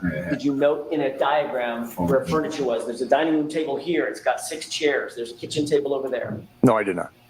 Did you note in any document where the individuals were, the human beings were in relation to each other when you walked in the house? Are Sorry. you asking me where I were, or did I make a I'm asking you diagram? whether or not you But I documented. was like, oh, you got No. all the way over. Yeah, because it's made, yeah. It's just easier. We have computers here to do it too, but they're not touch screen and they're like dinosaurs. You have more computing power on your phone Was than the shoe on missing? your The thing. right shoe was missing. No, You didn't have that information yet? I did not. Did you subsequently learn that? I learned that much later after we had already cleared the area. Tell me what much later means. Days, hours, weeks? I used to have an old like 95. I honestly couldn't give Windows 95. an They exact also have answer on XP that. on them, so they're, Um, or they came with XP. So that should tell you how old they are. I mean, think we I know tried, the we answers, got but you 10 didn't on there, but research for any missing clothing. it's literally The victim inside the house. so slow. I did not. Don't forget 5G power out here now for wireless and stuff. And Yeah, but it still doesn't work good in basements. I was gonna say because Last question on this, or last series of questions on this issue. You understand the importance of electronic devices in modern investigations, correct? Yes, Weird. iPads, cell phones, things of that nature, Sure. because they can record things like photographs, videos, conversations, text messages, and emails. yes, Would you consider electronic devices relatively vital in modern law enforcement investigations? I'm sorry, violent? Vital. Yes, yes, Right? They're critical items of evidence, right? It's like walking around with your entire life in your palm of your hand, correct? correct. Did you seek I just put everything to in here and took me back to this. secure any electronic devices from any of the occupants of that house that morning? Hearing application. No. Did you ask for consent I just to look through their electronic devices, for instance, their cell phones, for text messages, Let me see. You communication? may have just, No. let me see if it popped you up. Phone number. What's your name again? Bradley Smith. Yeah, I don't see it. Did you believe, well, turning back to a question that you were asked by Mr. Lally, you did in fact interview Brian Albert at the scene, correct? Yes, You also interviewed his wife. yes. Did you believe at any point before you interviewed Mr. Albert that it was incumbent upon you to let your Live camdocs.com. That sounds like an interesting endeavor. Good evening, Russell. They're saying, nevertheless. Something like that. Position. An object offense for a federal crime that they don't have jurisdiction over. It's wild. But all right, speaking quickly, Daniels said she was testifying because she was subpoenaed. Prosecutor called Susan. Said, can you please slow down? We want to make this as painful as possible. Although CNN reporters in court said she appeared relaxed. No, it's the base is 14, but for first shift, laughing casually. but there's $1 an hour perfect attendance incentive as well. And It's gross, right? You know. So if you have a bad day, it resets. Jurors are probably listening to this woman, just like disgusted. Daniels said she prefers being called Stormy instead of Stephanie Clifford because that's her identity. How she started her career. Now, while testifying, Daniels was asked how she got into her career. She said her friend told her she was a dancer, which she thought meant ballet, jazz, and tap, and I was wrong. She was an exotic dancer. Oh. Daniels said she figured out that through dancing, she could make more in 2 nights than I could shoveling manure 8 hours a day. All right. Says, I guess that was her alternative. Noting that she started nude modeling at 21, realized she wanted to be a traveling entertainer. She confirmed she worked in the adult industry, saying she won 11 Best Director awards. Wow. And 2 screenplays. And she has this on her X account. So if you go over there and you follow X and you go to Stormy Daniels, it's hilarious. These people are, you know, let's see if we can actually find her account. This is it. She's very proud of this. She says she's an adult. She's an award-winning director. Right. Isn't that funny? Writer and adult film star, paranormal investigator, and host. Okay. So she's an award-winning director of what? Of porn. Okay, great job. Because it's on the same phone, I'm sure they catch it. Accomplishment. And actually, if you go into it, The dialogue, it will I'm sure, is just astounding. give you the opportunity And to the camera email angles. It's like, wow, you're the direct deposit form, an award. so I can verify it. All right, so that's Stormy. And here, let me give you my. Here You have is my what card they already? tell us. She won 11 Best Director awards. She's like a gold medalist Olympian. Grab me another one. Media and books. Daniel said she's written a book called Full Disclosure, which she is in the process of finishing. Yeah, probably just saw right after this trial. She speaks about movies, music videos she's been in, including 40-Year-Old Virgin, Knocked Up. She's in 40-Year-Old Virgin, as well as music videos. Daniels reveals she has a podcast, and yeah, she's talked about Trump. She was questioned about meeting Trump at Lake Tahoe Celebrity Golf Tournament. I think that was like in 2006. It was a very brief encounter at the time. She was 27, working for an adult company. Trump was as old or older than my father, she said. Now, Daniels said he later approached her at the golf shop, telling her that I was the smart one or something. She calls Trump Mr. Trump. Yeah, she calls him Mr. Trump. Jury seeing another photo of Trump in his golf course outfit. It's a photo of Trump on the golf course, says Stormy. The big question, obviously, is why is this testimony even coming in, other than to make it painful? Donald Trump's bodyguard, Keith Schiller, asked Stormy Daniels if she would have dinner with Trump. F no, says Daniels. She said no, but with an expletive in front. So here's a photo of the two together. It's this is from Daniels' MySpace account. So they actually had a photo. Jury's being shown a photo. Here's some stupid analysis from somebody from CNN named Maureen. Says Stormy Daniels will testify about how her story became more valuable in 2016. And that's going to be key to the hush money case. What? Right now, the prosecutors are establishing the fact that she interacted with Trump. Okay, we know there's an NDA.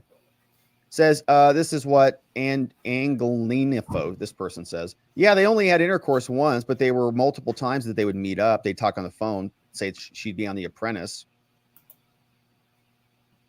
There came a time to negotiate the NDA, and there was no market for it. But then around the time of the election, that's when it became much more valuable to her to be able to sell her story. So I think it's key. It was more valuable to Stormy, and certainly, yeah. I mean, during a very heightened level of publicity, right? When Trump's going to win, he wants to keep these types of things quiet. Clearly, that doesn't necessarily mean it goes to the election. Could go to his brand. Could go to his relationship with his wife. Obviously, she identifies Trump in the courtroom. He's seated there in the navy blue jacket. He was as old or older than my father, is what she said. Now, Trump appears to be watching Daniels on the camera feed in front of him. She said it was a very brief encounter. And so she's been on the stand, obviously, in the morning for a little while. The later stuff is Trump's bodyguard gave Daniels his contact information, apparently, is what she says. Daniels says the contact was Keith Trump. She didn't know Schiller's last name. And so she says, well, what could possibly go wrong? Her publicist says, why don't you go to dinner with him? Then she describes, yeah, I went to dinner with him. So I arrived and went upstairs. Schiller had given me very specific instructions to take a certain elevator to the penthouse. That's where I met Keith, who was waiting for me outside the door. Oh, gosh. This is going to be ridiculous. Prosecutor Susan Hoffinger, again, once asked Stormy Daniels to slow down. She's like, I want to make this hurt. Slow down for the court reporter. She's like, no, it's not for the court reporter. It's like, we got to make this last all day. Okay. But we got to go all day with you, Stormy. Don't, let's not, finish too quickly here. Okay. We need to last all day. She continues to talk quickly as she recounts her story. Like, slow down. All right. Don't rush it. I didn't really have any expectations going into the dinner. Described her dinner with Trump. I didn't really have any expectations, she said. They'd meet at a hotel, go downstairs, a lot of restaurants. Okay. Daniels says that Trump was wearing satin pajamas. That sounds nice. Says she called his name. I called his name. I said, hello. And he came down. He was wearing pajamas. She says, does Mr. Hefner know you stole his pajamas? She told Trump to change. He returned wearing a dress shirt, dress pants. And there was a big, beautiful wooden table on it. She said there were flowers on the table. Daniels is looking at the jury and using her hands expressingly. Daniels waving all over the place. She has a very conversational and casual tone, but speaking very fast. The prosecution has asked her to slow down at least 4 times so that the court reporter can keep up. It's not the court reporter. They need to drag this out all day. Trump is engaged with the testimony, watching her on the screen 35 minutes ago. Sorry? Says Trump asked Daniels to talk, to get to know each other before dinner. Well, no, Dark outside. You're just giving us permission. It's not required to get started. I told him where I grew up. He asked about my family. No, it's just in case you ever, appear in Talk to him about all the conditions of your or if childhood. it's a random or something, or if you get hurt. Yeah. What? Absolutely, says Daniel. Did you talk to him about all the Or, conditions? if you're parent intoxicated, She's like, yeah, I told him everything. it's subjective, but yeah. Okay. So Yeah, you're just laying it giving all us out in that permission first, to send. exchange, I guess. Normally, we just Trump asked send Daniels it if she had a to husband the- or boyfriend. She said I will tell you, as far as cannabis goes, Daniels had a very thought out. it's like Says all- Trump had very thought out business don't questions use about her before work. coming in. Don't come in smelling That's of how you it. get involved in that industry. That's especially how I after got break or involved. lunch. He was very interested in how I you- went from if you being use, that's a fine. At home, we don't pornographer care. I mean, to I'm not- writing and directing. How'd you transition? He asked about the business. Are there no. unions? You get residuals? How are people I mean, paid? You it's get just- health insurance? What I about do testing? too. You worried about STDs? Very interested in the business aspect. I thought that was cool. Said other people want to know the sexy, dirty stuff, but they want to know Oh the yeah, for salacious sure. things. For This sure. was My not wife business complains about it all the questions. time because she's almost. Daniel said She has an she brought up anxiety her allergy type sexual situation. health while talking to Trump. Says, no, I'm not tested positive for STDs. We work for companies because it's condom mandatory. Oh, gosh, disgusting people. Trump shakes his head as Daniels recalls asking him about his wife. Yeah, and Stormy said that she recalls Trump said Melania and I don't even sleep in the same room anymore when she asked about Melania. Trump closed his eyes, shook his head, and murmured to his attorneys at the defense table, like, this is ridiculous. He's like, what the hell? Give me a break. Daniel says she really wanted to ask Trump about pro wrestling. What are we talking about here? Daniels recalled that Trump at the time was involved in a bet with McMahon, where if he lost, he would have to shave his head. Trump has always been very famous for his do, she said. Like, what are we doing? Trump is slumped in his chair, sitting back, facing forward as Daniel testifies. She says Trump showed her a magazine with himself on the cover. She says, not like I made a habit of reading financial magazines. Daniel says she snapped at him, said to Trump, are you always this rude? Are you always this arrogant and pompous? She said. You don't even know how to have a conversation, she recalls. She testified she spanked him with the magazine right on the butt. Trump mouthed something to himself as she told the story, looking annoyed. Okay, Stormy. What a fun fantasy she's regurgitating here. Trump raised possible celebrity apprentice appearance. Yeah. She recalled being concerned that she couldn't win. It would hurt her image. What if I lose on the first episode? Okay. Jurors are taking notes. Some of the jurors nodding heads. One of them is holding his head. Oh my God. Daniel said she was called. One of her friends from Trump's hotel room, putting her friend on speaker. Daniel says she didn't sense any red flags while talking to Trump. No, I didn't know red flags. Now, jury's been excused 27 minutes ago. Stormy Daniels walked past Trump's table without looking over. He also didn't appear to look at her. Trump's talking with Beauvais. And so some more analysis. We're back from the morning break. Oh, nice, Judge. Wow, shocking. The judge says, you know, the degree of detail in this testimony is unnecessary after the full morning session. Great job, Judge. This thing is such a joke. Such a joke. Judge Mercan tells prosecutors, you know, I think the degree of detail we're going into is just unnecessary. After she's done talking, when she comes back to the stand, we can move it along more quickly, referring to when Stormy Daniels takes the stand again. It's such, well, why'd you let her go for 2 hours, Judge? Daniels is back on the stand. She avoided looking at Trump, fixing her hair. Trump was looking at the papers in front of him with his attorney, Susan Nicholas. Questioning's back up about Stormy and Trump at the hotel. Said, I drank a couple bottles of water while they were talking, noting that's all they were drinking. What Stormy Daniels has said as of 11:30, we're up to speed, says that she tried to call a friend when she was in the bathroom, but it went straight to voicemail. Does anybody else know about this story? Anyone else corroborate anything you said? Talk to anybody else about it? Stormy Daniels is testifying. Said, I tried to go into the bathroom to call my friend. While in the bathroom, she looked through his toiletry bag, which is just, you know. There was a leather-looking toiletry bag, products and stuff in it. I did look, and I'm not proud of it. Yeah, it's kind of a... You don't need to put that number in. Shameful thing to do. For the state tax form? Yeah, I don't even know why they ask it. It's none of their business. And you're now exceeding their privacy. Oh, I wonder what's in there, she said. The toiletries were Old Spice and Pert Plus. Man, Old Spice, man, it's good stuff. I thought that was amusing and odd, she added. There was a gold manicure set. Mr. Trump had come into the bedroom, was on the bed. Yeah, no worries. And then I guess we're going to get into it. Stormy says that she felt like the room spun in slow motion. She's never had intercourse before. I felt the blood leave my hands and my feet almost like if you stood up too fast. I thought, oh my God, what did I misread here? Says the pornographer. What's happening? Says the woman who literally has sex for money for a living.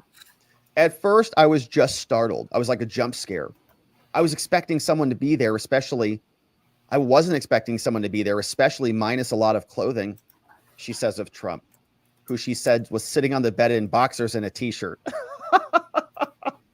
The intention was pretty clear. Oh, you're kidding, Stormy. Ding, ding, ding. Oh, no. Somebody stripped down to their underwears posing for you. He stood up between me and the door, not in a threatening manner. He didn't come at me. He didn't rush at me. Nothing like that. No, when I exited, he was just on the bed like this. She lifts her leg up. Oh, my God. Yes, and you can leave it blank. Trump looks straight ahead with a scowl on his face. Once again, I don't understand why his tax form asks that. Daniels, I was going to use another word. Daniels says she was not threatened by Trump, but, you know. No, it's not your dumb question. It's their dumb question. He was physically larger. There was an imbalance of power for sure. You know, he was bigger and blocking the way. No other form, no other tax form or anything asks that type of information. She says, well, Trump's several inches taller than me. That's your governor. He's taller than me. She continues. She describes what happened in the next hotel room. Said, I had my clothes and my shoes off. I removed my bra. We were in the missionary position with the lights off. Should be going to the roads. roads. If she remembers how her clothes came off, she says, no. Next thing I know, I was on the bed. How'd this happen? Susan Hoffager is trying to elicit more detail. She's like, well, tell me, did he untake your did he grab you by the purse? What happened? Right. Objection, objection, objection. They're all sustained. Oh, man, this is going to be a fun one to read later. So they're just getting warmed up. Daniel says she met with Trump again, 2007. Recalls the time she met with Trump, including seeing him again. What's that address? I was put together the same way I always did. You don't have to invited. Daniel says Trump invited her to the pageant, Miss USA pageant. They also met at Trump Tower for a brief moment. She was in New York City for something else. So she didn't fly there just to meet Trump. She says she's also invited Trump to come to a show she was performing. It was a public place, lots of witnesses. She met with Ronna Graff at the Trump Tower. She says Trump told her again, I'm still working on the Apprentice thing, but I got some pushback, but I pushed back. Daniel says Trump introduced her to Karen McDougal at the Trump's vodka launch party, which is wild because Trump doesn't drink. Stormy Daniels says Trump introduced her to his friend Karen. She later learned it was McDougal. And she met him again at that launch party. Said, I wanted to maintain that relationship because the chance to be on The Apprentice was still up in the air. Ah, yeah, that's nice. Well, thank you for admitting that, Stormy. So all this came about when you didn't get a TV spot. Isn't that interesting? She none of this would have come up, right, if she would have just gotten what she wanted. Now, Daniel said that she met Trump at his VIP booth. He leaned over, gave me a kiss, shook my hand, my friend's hand. Hundreds of people there. Says Trump gave her his assistant's phone number. Graff recalled. Remember, Donna Graff was Trump's, like personal secretary type of position. She was listed. She put the cell phone number from Stormy Daniel into the contact list. Judge interjects. He says, hey, Stormy, listen. She's beginning to go on a tangent about her publicist, saying it was good. She had dinner with Trump. And he said, hey, answer the questions. Daniel says she started to speak to Trump after a hotel encounter. I always put him on speakerphone, noting that dozens of people heard her on the phone with Trump. She adds that she didn't tell him when he was on speakerphone.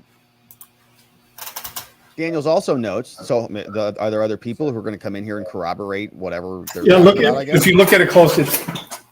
Daniels also notes that Trump called her honey bunch, which she said was weird. It's weird how they want, okay, see how... I think that's from a song, right? Honey bunch, it just, sugar oats. they don't want this. I got you. Something like that, right? When asked why she continued to speak to Trump after meeting him, she testified. It's weird. Some forms want both of zero, some don't. Continue the conversation about the TV show. Yeah. Yeah, here we go. Yeah. She says she told several friends, I'm sure. She told her friend Keith about it. He was a photographer and she rented a home from him, describing him as a close friend. She then went on to list several other friends she told. We'll see who those people are. I told lots and lots of people that I had gone to his room and I met him. That wasn't a secret at all.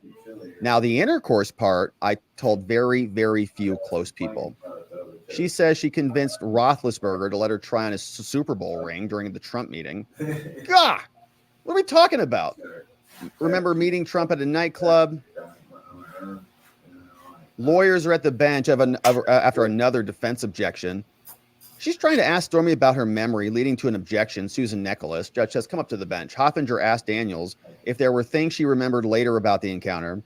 Trump's attorney, Emil Beauvais, and Trump are at the conversation that have been happening throughout the day. Trump tapped his arm of his attorney a few times, prompting her to voice objections. Hey, hit her at that. Trump's like, object. Hey, go. Donald Trump has gestured or tapped her arm. Now she's objecting. He's engaged with the defense as Daniels' direct examination continues. Daniels confirms Trump didn't ask her to keep this encounter confidential. She said, no, Trump didn't. She says Trump did not express concern about his wife Melania when they had the encounter, right? Because they're trying to get Trump. They have to make this about the election only, not about Trump's multiple brands, right? Trump's personal reputation. I told very few people that we actually had intercourse because I felt ashamed that I didn't stop it. I'm sure. Yeah. She's very familiar with shame. Yeah. Guilt and shame. Daniels, I just left as fast as I could. She remembers sitting at the end of the bed. It was really hard to get my shoes on because my hands were shaking so hard. I just left as fast as I could. And that was it. I had my clothes and shoes off. Next thing I know, I was on the bed. So I don't know that we get any more details on that. We, did it and just left. And I left as fast as I could. And then didn't really tell anybody about it. Then denied it multiple times. And admit she wanted to get in on the Apprentice deal. Oh, she didn't even tell her boyfriend about it. Wait, I thought she didn't have a boyfriend at the time, is what she told Trump. She's testifying that she met with Trump, whom she was dating, along with her publicist, whom she was dating at the time. Had you told your boyfriend at the time about what happened with Trump at the hotel room? No, not the sexual part. Why not? Because I was ashamed. Okay, so wait a minute. So this doesn't make a whole lot of sense, does it? So she's sleeping with her publicist. The publicist is encouraging her to go with Trump. She is a literal pornographer. She, trade sex for money with other people. And I think she's still doing it on OnlyFans and all sorts of other things. You know, like this is not like a old era. You might say, man, you know, when I was 20, I had the weird thing. I kind of goofed. I'm like, I recognize that was a wrong way to live, and I'm kind of reforming myself. No, it's like, this is her life. This is who she is.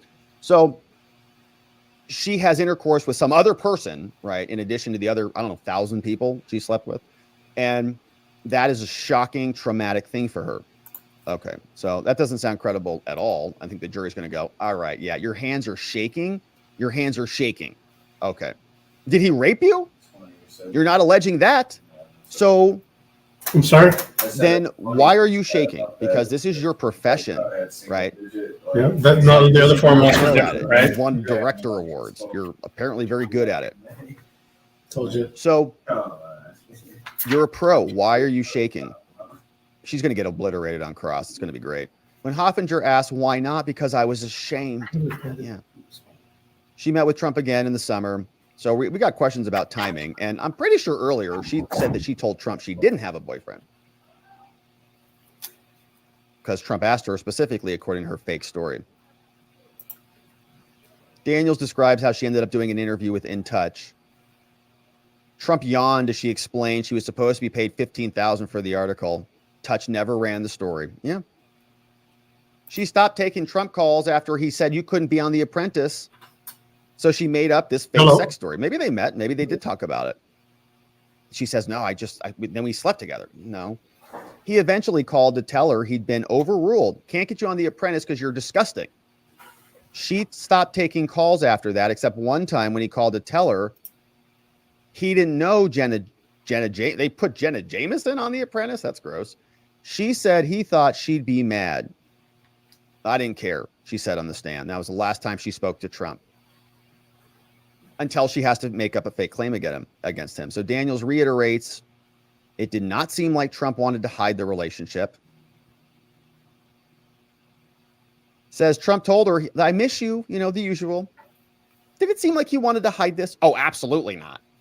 Trump doesn't react.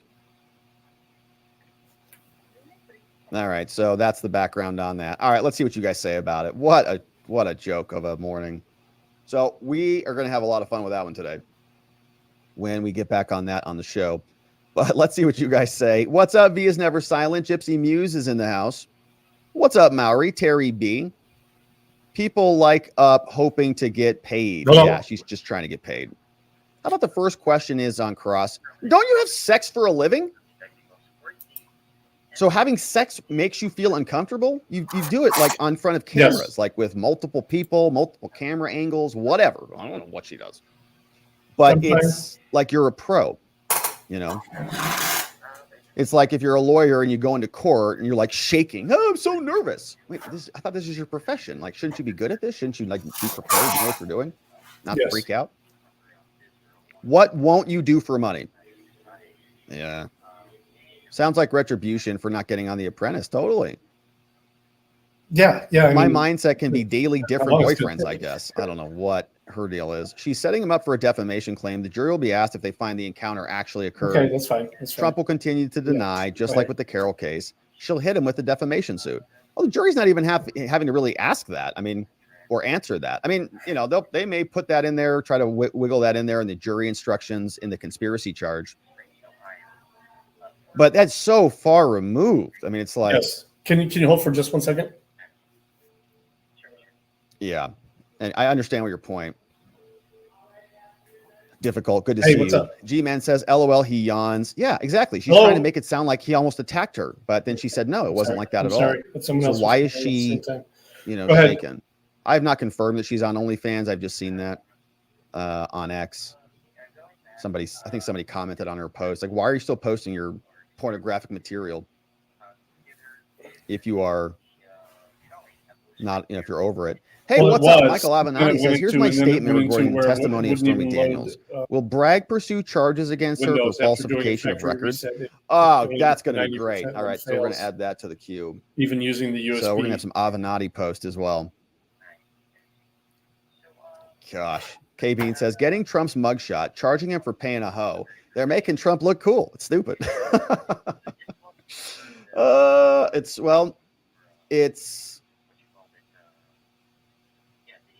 it's very Trump, right? It's you know, it's kind of very Trump. A lot of this stuff is kind of Trump. You know, he's you know, like a billionaire, gold-plated playboy. Like that was like his I persona. suppose we have several of them, decades. so, and they're all having blue screen issues now. So Everybody seems to be an knew it. issue Now it's with like, oh the, no, this is the election network interference. driver Come on all on, of our man, new give me a Lenovos. break. So you're gonna be getting. So a lot we got more Michael cases. Avenatti. We'll definitely add that to the list.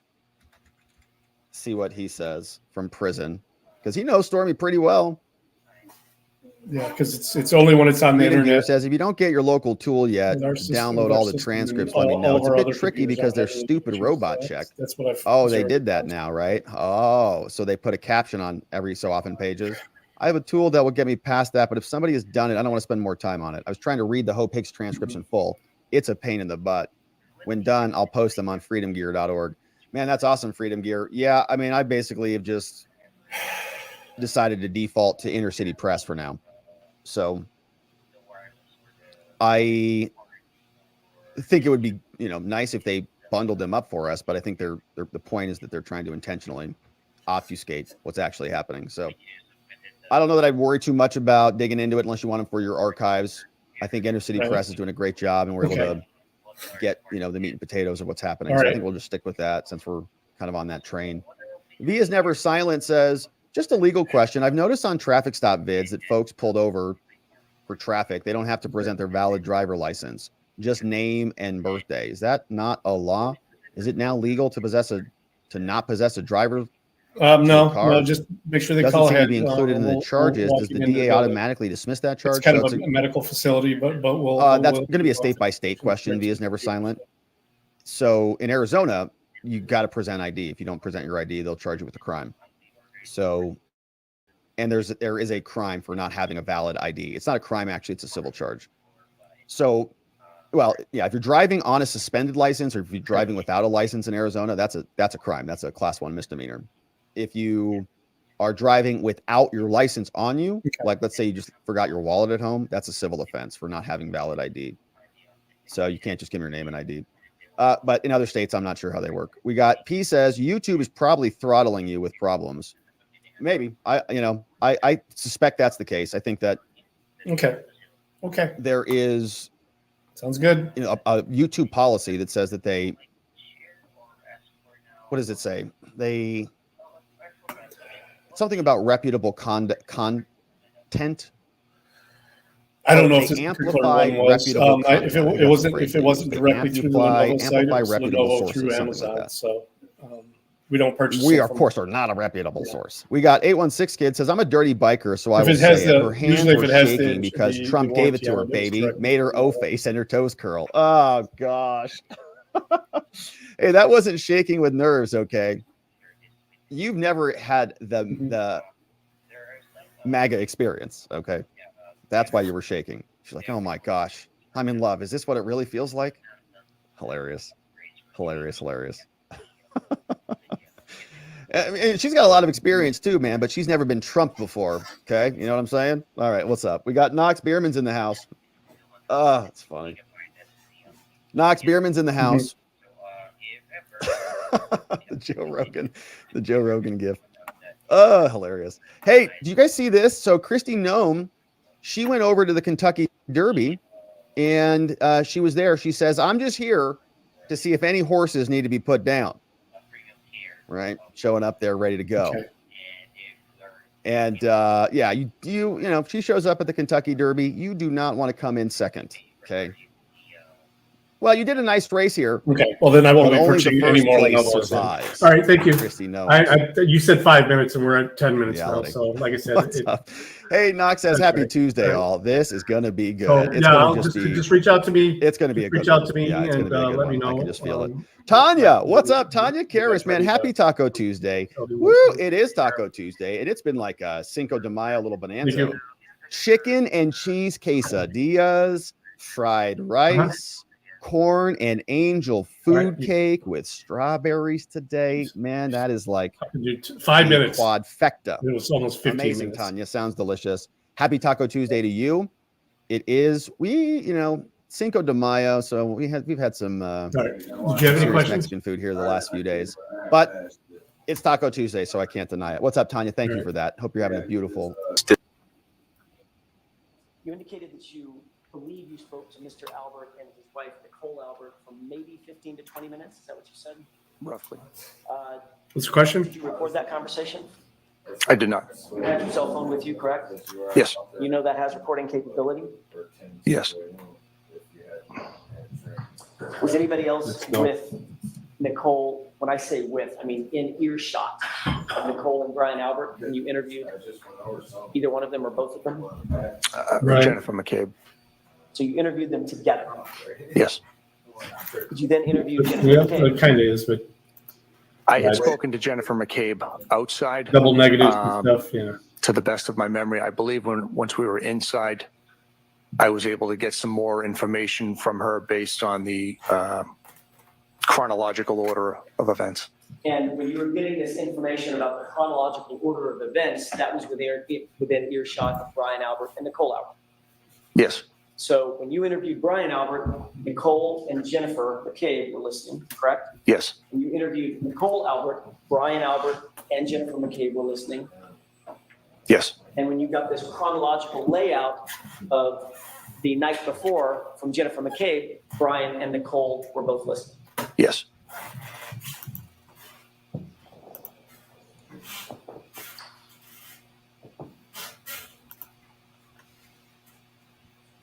After you met with the three of them and interviewed them, you indicated that you came back. You'd already left, you came back. And I'm jumping ahead a little bit, so forgive me. When you came back, it was around 9 a.m.? No. I came back just moments later. Had you actually left? I may be a bit confused, so I apologize. Had you actually left and driven back to Canton PD? No. Okay, so you just came back in the house? When Mr. McCabe entered the house, No, I'm so sorry. I'm jumping ahead, so that's unfair. It's You left, now Like, you're at the point where you've already cleared the an crime air scene. gun. Okay. It just And then at basically some blows point, you off get called back loose Yes. material. because Ms. It'd be both. McCabe said she had additional information she wanted to impart. Yeah. Yes. Be sanitized. That's what I thought. Yeah. So it's like, When you interviewed Ms. McCabe that second time, Yeah. were Brian and I get you. Nicole Albert there? all right, thank you. You're right. yes. Were they within earshot? Yes. And they listened to that conversation as well. Yes. After that conversation, did you meet with any other witnesses between February 29th, later in the day, January 29th, any time until February 5th? No. None.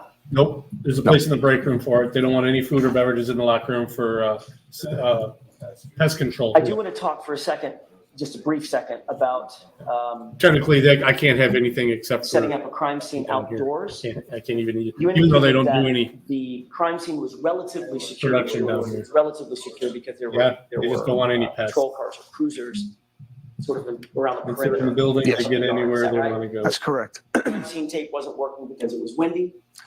Crime scene tape was up, but it was being blown all over the place. Okay. And of course, Canton PD has the ability to go get stakes and just hammer some stakes into the dirt if you wish to. No. You don't have stakes at Canton PD. No, we- Eat stakes. You eat STAKES. I know what a stake is. No, we don't have any. Canton PD doesn't have those. No.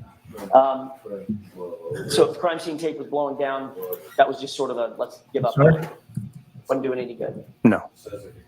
In your mind, it was futile. Yeah, the whole routine. The crime scene tape was futile, yes. It was left up until we made the determination to take it down, but it wasn't really doing its job. All right. And once the scene was cleared, all those cruisers that were protecting that crime scene were now gone, right? Yes. And all the cruisers were gone by about 7:50 in the morning, 7:50, 7:55. Yes. So before 8 a.m., that crime scene was completely, I'm sorry, after 8 a.m., that crime scene was completely open, Yes. unsecured, Yes. and available to anybody who wanted access to it. Correct. One of the reasons to secure a crime scene is to minimize the possibility of evidence destruction on one hand, correct? Yes. And evidence tampering on the other hand, right? Sure. And examples of evidence tampering could be Just moving a piece of evidence? Objection, Your Honor. That's overruled. Just not too much further with this, though. I've just got a couple of quick questions about this. Could you repeat that, please? Sure. An example or a couple of examples of evidence tampering could be something as simple as moving a piece of evidence, moving it from here to here, correct? That would be tampering, yes. Hiding evidence, getting rid of it, right? Yes. Taking evidence out of the scene or putting evidence back into the scene, correct? Yes. Or even planting evidence that didn't exist before. All of those would be examples of tampering with evidence. Okay. Yes. And setting up a proper crime scene It's unappellate. minimizes or eliminates the possibility. So then you know what Yeah. the order was and everything. Yeah, once it's in Setting up a boxes and crime already scene would- cased up, you don't need a slip sheet anymore. Could you But say when that it's the again, raw please? material, like when it Setting comes up from a here, crime- a in the big proper crime baskets scene. that they come in, Securing there a needs to be proper a crime slip sheet on scene me. Just minimizes or tries to eliminate the possibility of that type of evidence. yeah, no, there's one on the table. Thank you. Obviously. It would, but at this point in time, we weren't Actually, it aware. wouldn't be at the front. We were, at this point in time, state police had said they weren't responding. So there was no longer an area to preserve. You can leave the at cord that there, I'll point. grab it. So in your mind, I just need you to put a Well, date phrase it differently. on this one what here. that means is after 8 a.m., 7 is the that date. seems just open. It was. You know, oh, sorry, I could have just used my, sorry, I just noticed You it. found both the blood that we saw pictures of and the cocktail glass that we were just introduced to this morning, correct? Yes. Mm, You searched the Pointed out to you. area that was adjacent to where you believed look at it. the body was. Is that right? 5-7. We searched, I would say, about a Next page. 6x6 or 7x7 area, 6x6 or 7x7? roughly. 6 feet on each side. Right. You were looking for obviously anything I that was got out you. of place, anything that didn't belong, Yes. like a man's size 12 shoe would have caught your attention. It would. A black baseball cap would have caught your attention. It would. Piece of plastic broken probably would have caught your attention. Rather, it'll Yes. all of the ones you guys use. No biggie. Certainly 45 pieces of plastic would have Alright. caught your attention. Yeah, back corner over there is Yes. bathroom. And between you, I'll talk to you as soon as you get Officer done. Sarah, Back corner over here. Over here. Nope, Officer directly to the back there. Lieutenant Gallagher. That way and to the none of those left. know. The only things we found were the things that were documented. You did find the blood, however, is that right? Yes. Who literally physically leaned down and scooped that blood up? Me. And that was done in a plastic solo cup that we've heard a little bit about. Yes. Yes. You're aware that those solo cups are unsealed? I believe Lieutenant Gallagher got them out of a sealed package. When I say unsealed, I mean they don't have a lid on them. They're not airtight containers. Correct. So once you scoop up the snow and the dirt and the debris and the grass and everything else, along with the blood, they're just open to the air. Yeah, there was snow and blood. There was no dirt and debris in the glass that I can recall. You're sure about that? No dirt and snow? I didn't observe any, no. You didn't observe any dirt and snow? You don't think there's dirt and snow? I didn't observe any dirt in the glass. Excuse me, the cup. Okay. Certainly wasn't a sterile cup. No, Certainly wasn't a crime scene cup. no. You're aware that the Massachusetts State Police Crime Lab warns against collecting any biological material in anything made of plastic, correct? Are you aware of that? No.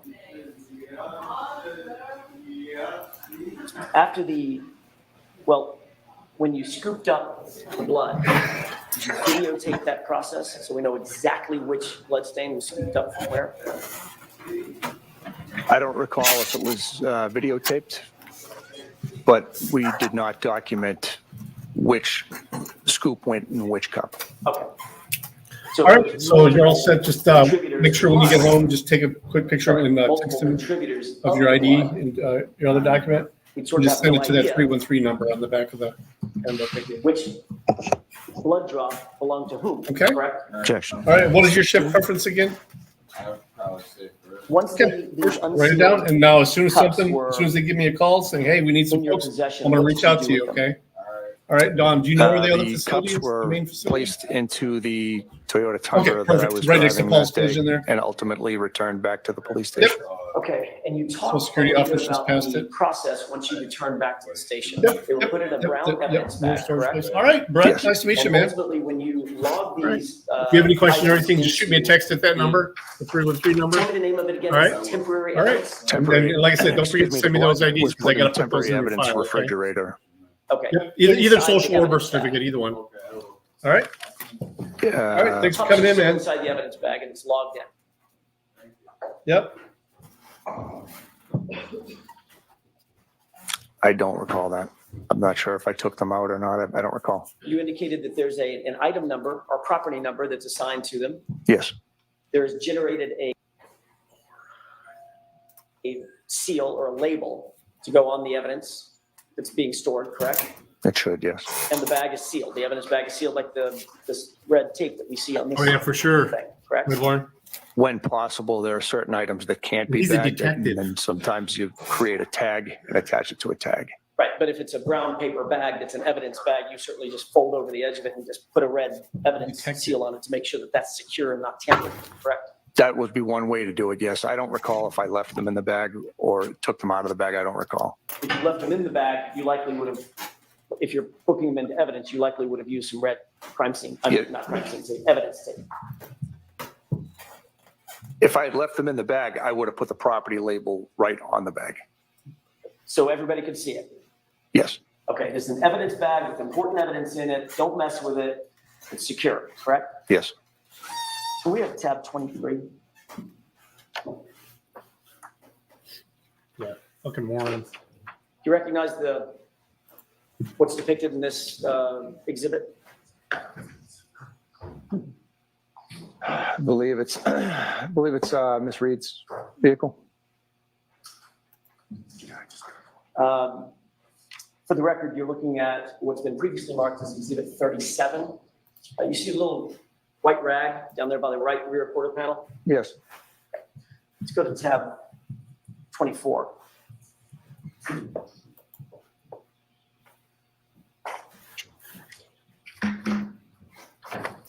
You see that white rag? Yes. Sorry? Yes. Okay. Sorry. Did you see a bag sitting next to it? I do. Doesn't look like an evidence bag, does it? No, it looks like a Stop and Shop bag. Stop But and Shop. actually, it looks like an evidence bag. It just doesn't say Canton Police on it. It says Stop and Shop, but it does look like an evidence bag. It's the same thing. That's a grocery bag. It is.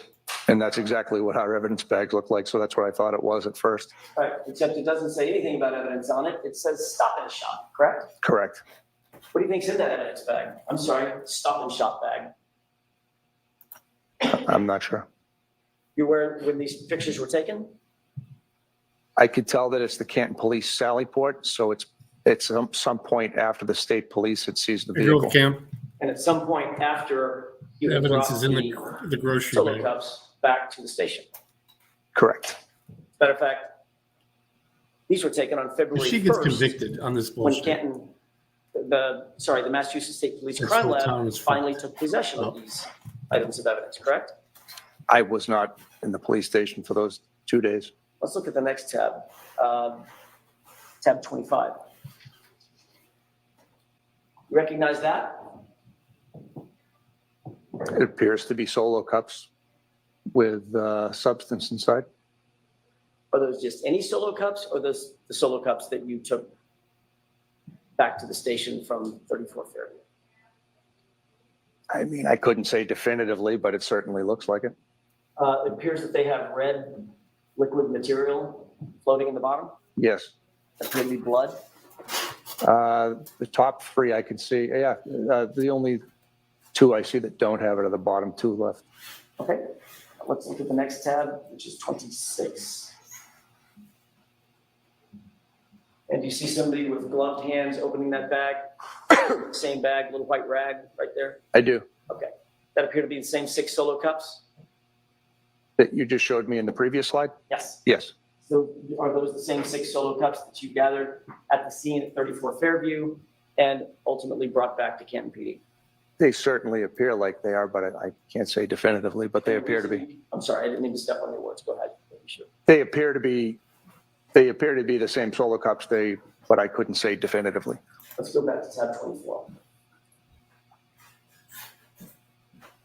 And the reason you can't say definitively, Lieutenant, is because there is no label on this bag, is there? Not on that side of it, no. There is no property number on this bag, is there? Not on the side that's visible to me, no. There's no evidence tape on this bag, is there? Not on the side that's visible to me, no. Well, let's look at the other photographs. Well, before we do that, are you suggesting that all of that material is on the other side of this bag? I don't know. I'm not suggesting anything. I'm telling you I don't know. Okay, let's look at the next tab. Looking at it from the top, does it appear anywhere from that vantage point that there's evidence tape that's ever been put on that bag, that has ever been secured? I wouldn't be able to tell you that. Well, one of the ways that you can tell that evidence tape has been put on an item is because when the evidence tape is placed on it, it's completely sealed. And if in fact that seal is ever broken, it's not torn off, it's cut, and there's initials put on, correct? Objection. Sustained. Have you ever used evidence tape before?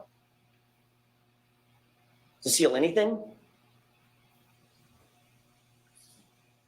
I'm sure I have. I don't recall off the top of my head. A detective has never sealed evidence? I'm sorry, how long were you a detective when you were a detective? I was a detective for 11 months as a sergeant, and then I was a detective for 15 months back in 2011, 12. And in your experience, and how long have you been a police officer? Over 24 years. So in your 24 years of experience and over a year as a detective, you can't remember if you've ever used evidence sealing tape? As I said, I'm sure I have. I just can't recall one off the top of my head. If you can recall using it at all, isn't the protocol that when evidence sealing tape is used to seal an item of evidence, when it's removed, it's not torn off, it's cut, and then new sealing tape is put over it with an initial and a date, correct? Objection. Do you know the answer to that? I don't. Okay, next question. Thank you. That's all I have for this. Okay, I'm going to see counsel at sidebar for just a minute, please.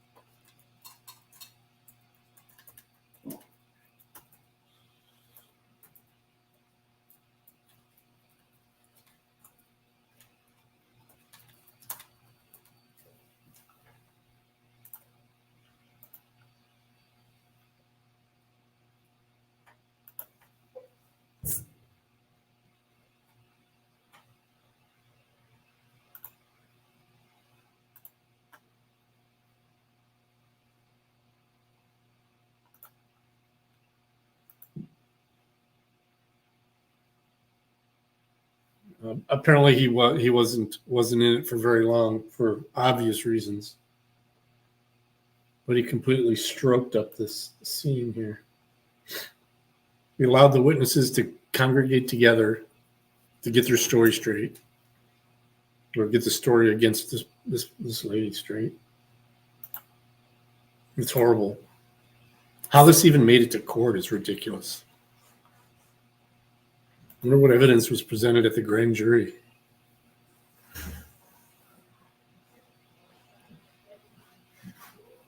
Well, it's been on her every time that there isn't a witness. It's directly on her, man. How would you like that? You know, you're being falsely accused of murder. When it's even by the injuries of the guy, it's obvious that she didn't do it. You have virtually a whole town of law enforcement tyrant pigs just making up a story to cover for each other because they have relatives and friends in the department. The guy's got dog bites on him where the dog attacked when he was in a fight at that house the night before, and she wasn't even there. It's ridiculous.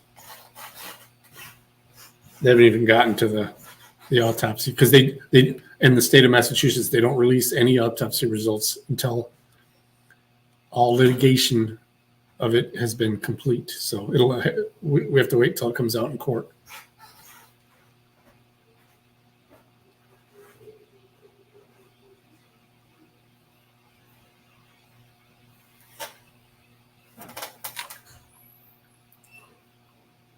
Should I play?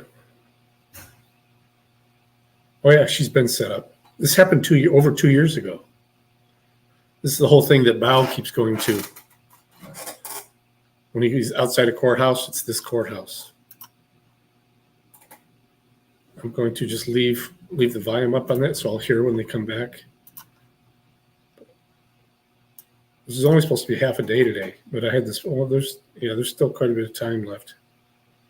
Looks like they get time left. So how much time left? Yeah, there's still about 40 minutes left before they called it for the day. I had it paused while we were watching Russell and stuff. So let me see if I can jump to where they're talking again. Okay, it looks like it's soon.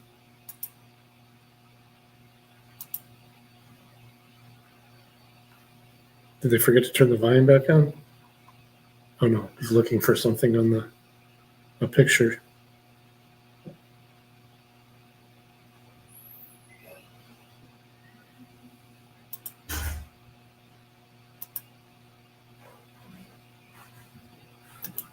Please.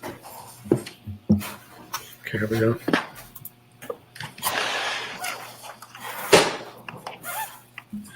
Okay, shoot. It's a long crime.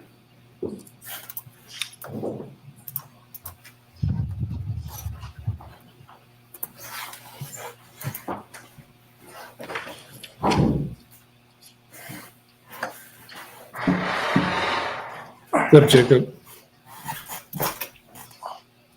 On Rumble.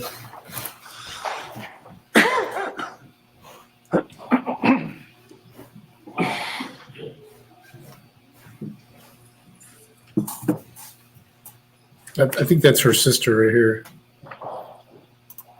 Right here. Looks a lot like her.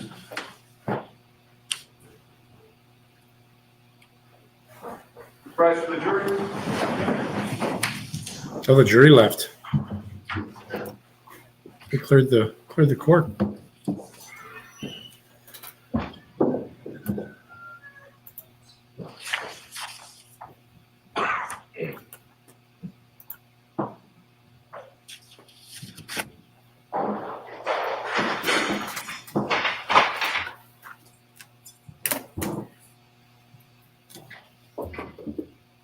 No overtime.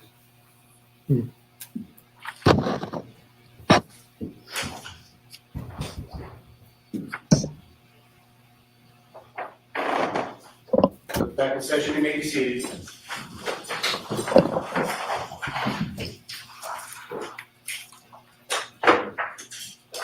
All right, Mr. Jackson, whenever you're ready. Thank you, Your Honor. That's all I have at this time. Okay. Mr. Lally? All of that. And he's done with that witness. Ooh. Thank you, Your Honor. Redirect. Just, briefly, sir, with regard to incident you were asked about from August of 2002, can you explain in your own words what happened? So I had left the establishment, Centerfields is what it was called at the time, and the owner had asked me if I could drive a patron home who had too much to drink, so I obliged. Walked across the street to the parking lot, got in my truck with the patron. After drinking. And as I was pulling out, that's when Himself. Mr. Albert approached my truck and told me how he had been in an altercation earlier in the evening with Mark Lapalato, and that Mark had made threats towards him and his family, that he was going to harm his family. Guy's his buddy, They had a young child at the time. Mr. Albert was concerned and asking me what he should do. Excuse me. As I was telling him what I think he should do, he said something to the effect of, "Oh no, here they come." And I observed multiple men walking down the sidewalk in our direction. At this point, I got out of my truck, approached the group, and pleaded with them. I said, "Guys, not tonight. He's by himself. He's with his wife, girlfriend. There's not going to be a fight tonight." And I did my best to defuse the situation, but they weren't having it. They made several attempts to push past me.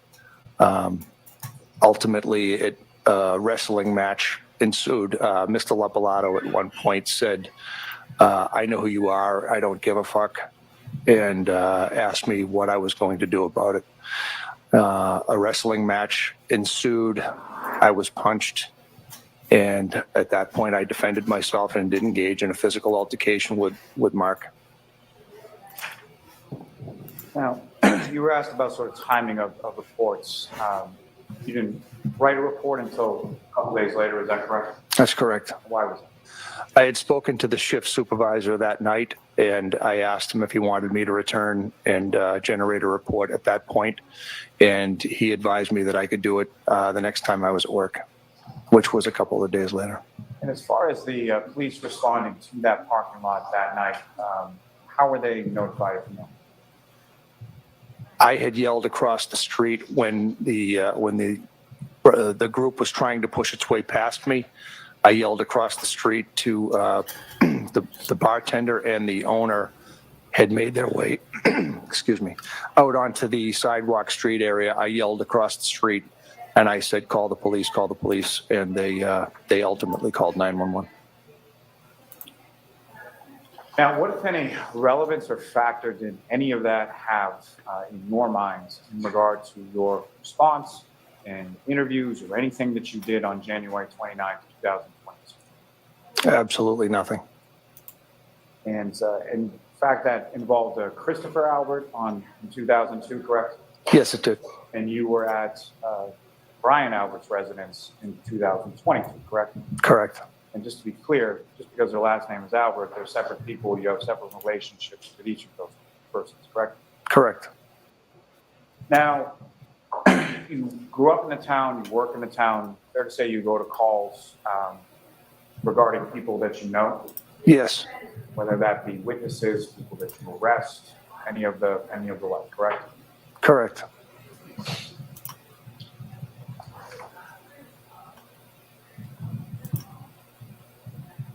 Now, with regard to the questions that you were asked about Mr. O'Keefe, just to be clear, you never laid eyes on Mr. O'Keefe's body at any point in time on January 29th or thereafter, correct?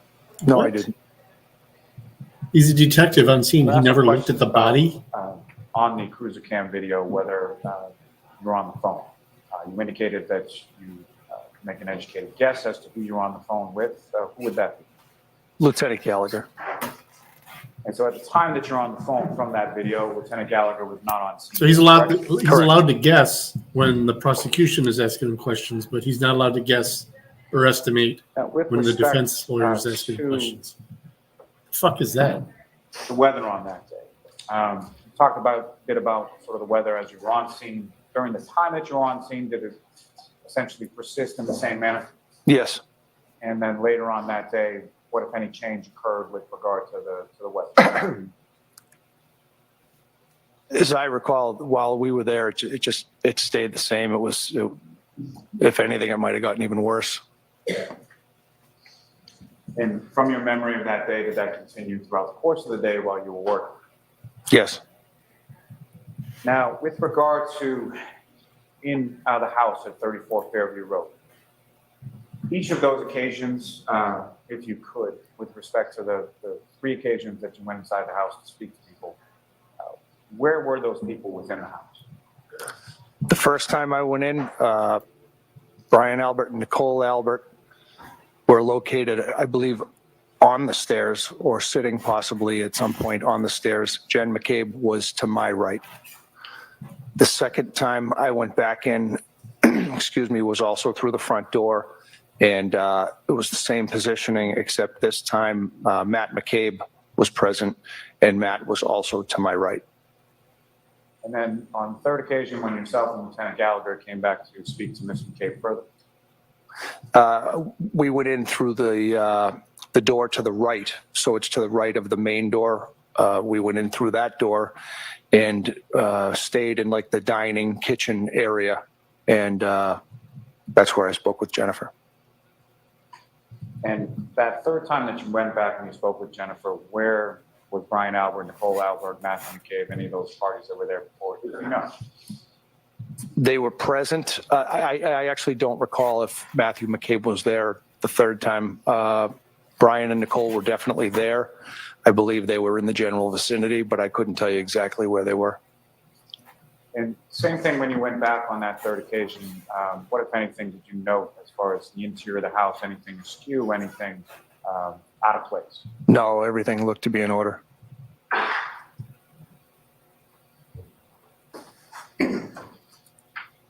Nothing further on. May we approach very briefly? Yes.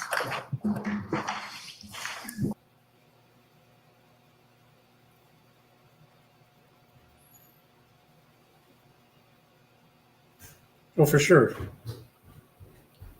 Let me see how long this goes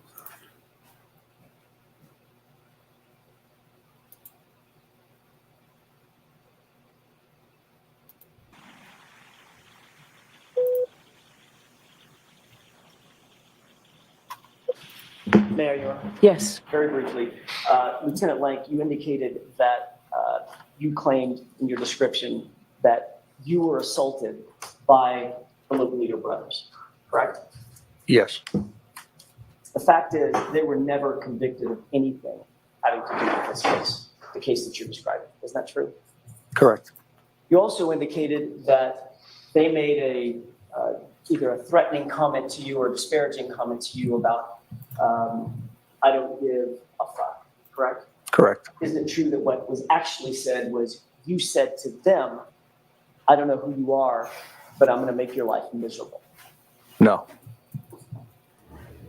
All of this incident was in furtherance of you protecting a member of the Albert family when they asked for your help, correct?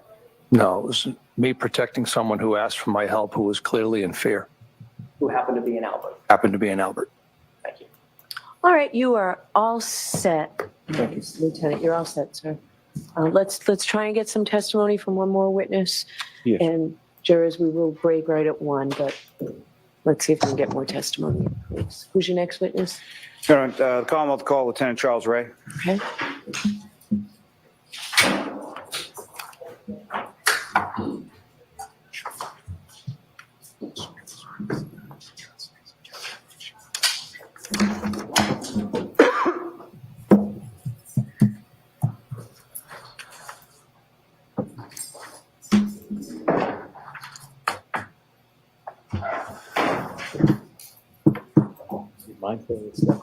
Right up.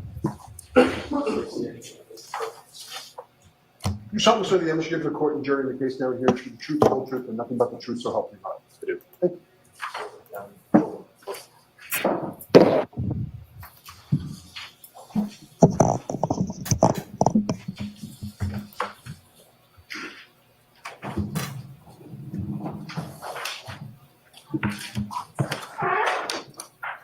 The number is good.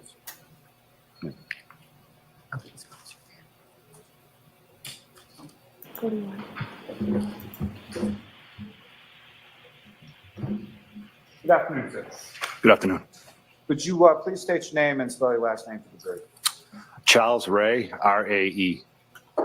And how are you employed, sir? I work for the Canton Police Department. And how long have you been a member of the Canton Police? Approximately 25 years. And what rank or assignment do you currently have with the Canton Police? I'm a lieutenant. And how long have you had the Literally, rank of lieutenant? with Every the fucking cop in the whole I've been a department lieutenant has for about gone- 9 years. Been on the stand. And what, if any, I sort think of one specialized, prosecution witness duties has or told the truth so assignments far. do you have within the Canton Police Department? And he's Day to day, Fired. going to be a patrol shift commander. Some ancillary duties include overseeing the family services unit, which includes juvenile services, school resource officers, sexual assault investigations, and special populations. And if I could turn your attention to January 29th, 2022, were you working that day? I came into work the day shift about 7:30 a.m. And what is the day shift of the Canton? 7:45 a.m. to 3:45 p.m. And when you arrived that day at the department, what if anything was sort of going on at the department that day when you arrived? Well, there was a well forecasted snowstorm. It was in the early stages. So when I came in, there was a lot of, as there usually is at shift change, a lot of comings and goings, people leaving the shift, people coming onto the shift. And it was a busy dispatch area at that time. And at some point after you arrived at work, you made aware of a call that your department had dispatched to shortly after 6 a.m. on that day. Correct. And so just in general terms, what was it that you learned about that call? The outgoing shift sergeant, when he returned, usually there's a roll call. I believe that day, I don't recall there being a roll call, but there was an exchange of information, as there typically is, in the dispatch area. because everybody is out at school. And I was advised that securing there it. was an unresponsive man found in the snow on Fairview Road. And that outgoing shift supervisor was who? Sergeant Sean Good. And what, if any, information were you given as far as the unresponsive man? That he was a Boston police officer, and he was found at 34 Fairview Road. Let me ask you this. At some point, did you learn what his name was? Yes, yes, Mr. And who did you learn? Mr. John O'Keefe. And were you familiar with Mr. O'Keefe? I had never met him before, no. At some point, did you become aware of where he lived? Yes. And from what you had learned from Sergeant Good, in addition to Mr. O'Keefe being transported from the scene to the hospital, who, if anyone else, was transported from the scene to the hospital? I was advised that his girlfriend was on the scene as well, and she was subsequently transported to Good Samaritan Hospital, the same hospital that Mr. O'Keefe was transported to. And at some point over the course of that morning, did you become aware of any children that Mr. O'Keefe was responsible for as far as the legal guardian? Yes, I was made aware that he was the guardian of two young children that may or may not be at the house at that time unattended, given the fact that both he and his girlfriend were transported. Based on that information, what, if anything, did you decide? I'm not sure if it was a suggestion of the former chief or if it was just something that organically developed, but it seemed like the right thing to do a well-being check on the children at One Meadows Ave, which was Mr. O'Keefe's residence. And just with respect to the former chief specifically, who are you talking about? Ken Berkowitz. And a well-being check, if you could describe to the jury, sort of what is involved in that and what does it entail as it applies to this situation? As it applies to this situation, we believe that there may be two young unattended children, and knowing that both Mr. O'Keefe and Ms. Reed wouldn't be returning to the house anytime soon, we wanted to check on them so that if they woke up and wonder where everybody was and need some assistance, that perhaps we could provide that and help locate other loved ones or bring them to the police station if we had to, just to kind of provide some sort of comforting presence. And within the Canton Police Department, is there a specific cruiser that's allocated for sort of the shift supervisor? Yes, 682. And is that the cruiser that you used to go to One Meadows Ave?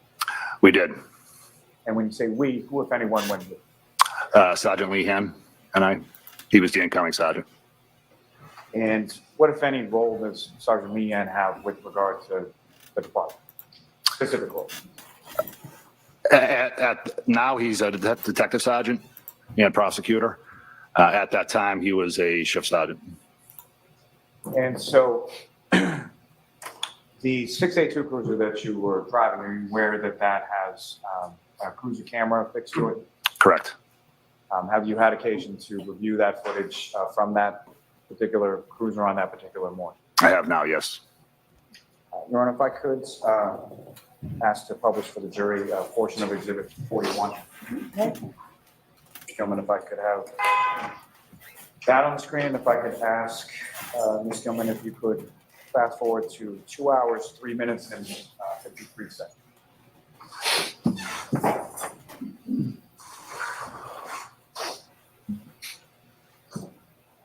And what's up on the screen right now, Lieutenant, do you recognize what that is? That'd be the interior of Sallyport Door 3, which is where the 682 would have been parked. And then from there is where you drove from that position to One Meadows, correct? Correct. Ms. Gilman, if you could just run for comment.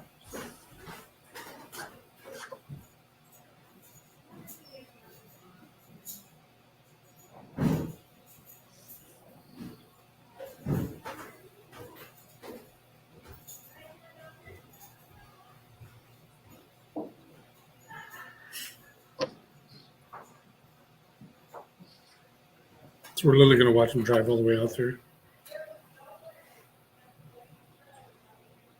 This is so boring.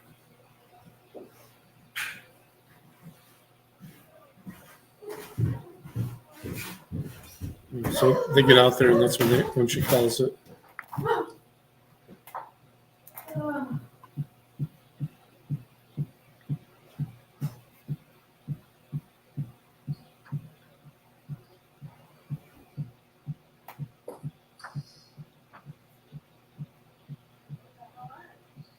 Gentlemen, if you could pause it there.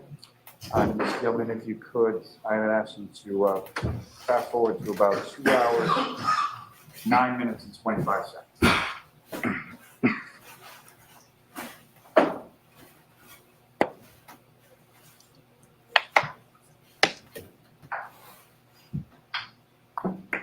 If you could play it from there.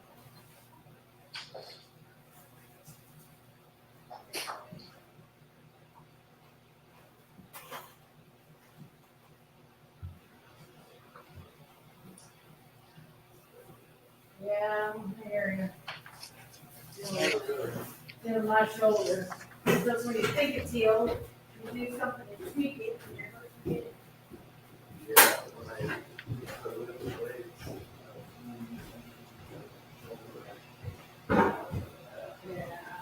It's like the exact same man.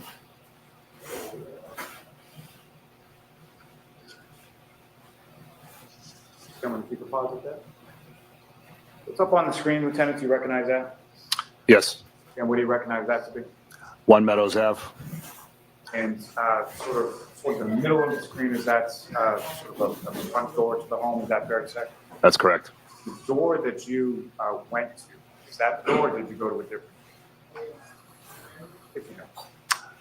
I don't remember which door we went to. Now, with respect to this home, had you ever been there before? No. Subsequent to this, did you come to learn also that the residents of One Meadows Ave had cameras of its own? Yes. Have you seen camera footage from both the driveway and the front door from the residents from that morning when you were there? Yes. Now, as far as a well-being check, if you could just sort of physically describe to the jury, what is it that you're doing with regard to a well-being check when you come to a house like this? We're going to check to see if there's anybody there, which is typically the case. And we're going to go knock on doors and see if there's any activity of anybody at the home. And Ms. Gilman, if you could hit play.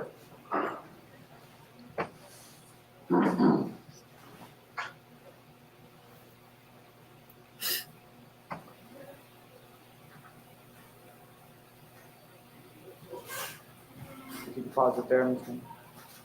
Now, so it appears from this you pull into the driveway at 1 Meadows Ave, is that correct? Yes, And there's a vehicle directly in front of you, correct? correct. And at the time, you were not aware of sort of the particulars of the incident that occurred earlier in the morning, correct? Correct. And fair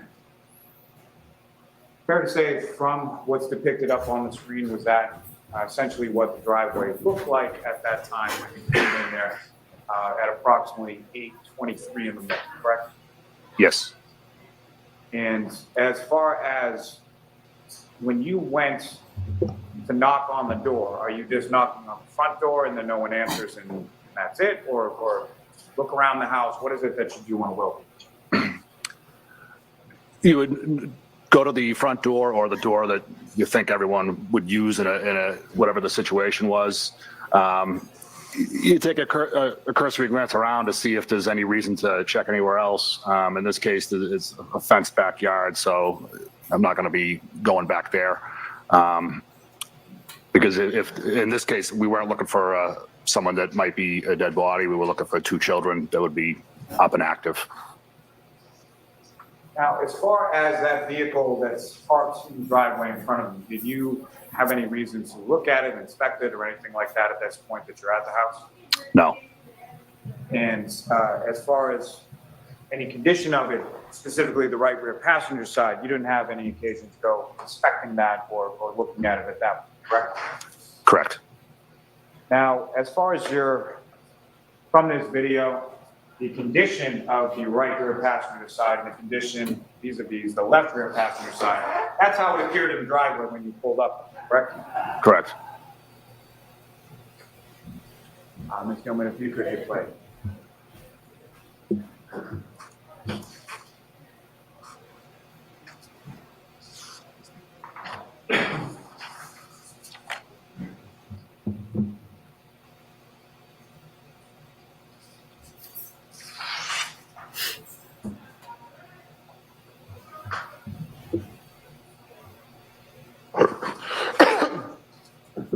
You could pause right there.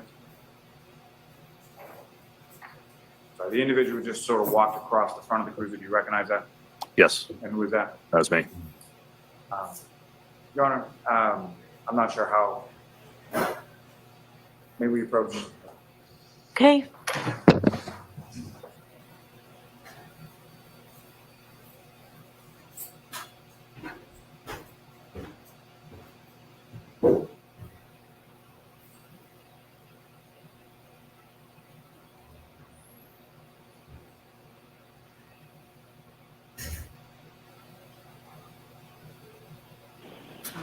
Lieutenant, we're gonna need you back tomorrow. We're going to break for today. Okay. So, Jurors, that's it. You can stay just for a minute. That's it for today. We ask those same 3, or I give you those same 3 cautions. Please do not discuss this case with anyone. Don't do any independent research or investigation into this case. If you happen to see, hear, or read anything about this case, please disregard it. Let us know. We'll see you tomorrow morning. So report at 8:30. Sure, we got to do your notebooks on your kids and taking all your items. You all rise, sure, call me.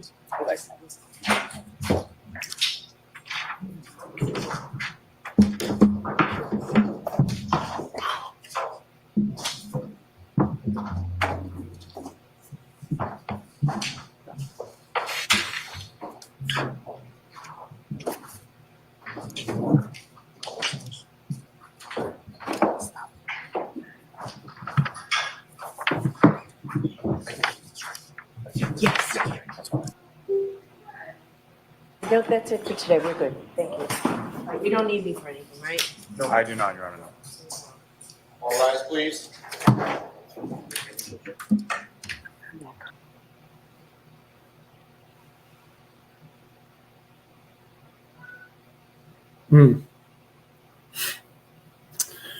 All right, that was interesting. Let's switch over. Hey there, Karen Reed, trial watchers. You know what a lot of the trials we cover remind me? This is lackluster. At the wrong address. You shot my dog? The black one? Gun? The black dog's over here. Okay. Shot my dog with a gun? Taser. No! No, I shot it, bro. You shot him? I shot it. Welcome back to the Lackluster channel. On a sunny afternoon in June of 2023, Waco police received a 911 call about a burglary in progress. 911, do you need police, fire, EMS? Waco 911. Somebody just took my door in. What's your address? I'm at 30 Addict Street. I'm not trying to reach. I will be out of your Please come now. I'm coming. I got officers on the way, okay? The caller gave an address on North 20th A Street, but Waco police redacted that portion of the 911 call, I'm at 30 Addict Street. likely because they instead dispatched 2 officers to North 20th Street, 1 block over. From the time they received the 911 call, it took 17 minutes for police to arrive on scene. The homeowner at the incorrect address was napping with her back door open to allow her dogs to access the backyard as needed.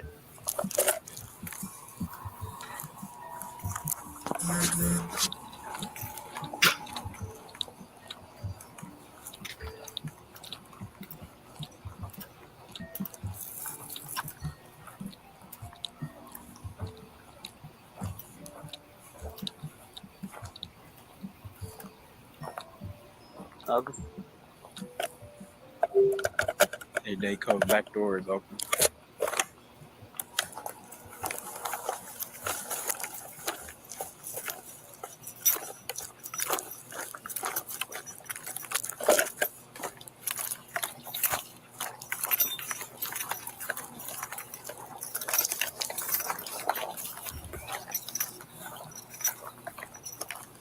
Back door is like cracked open. Is there a way to just walk around there? No.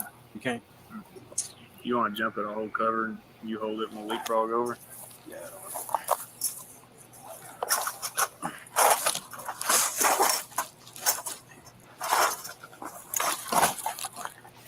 All right, go ahead. Yeah.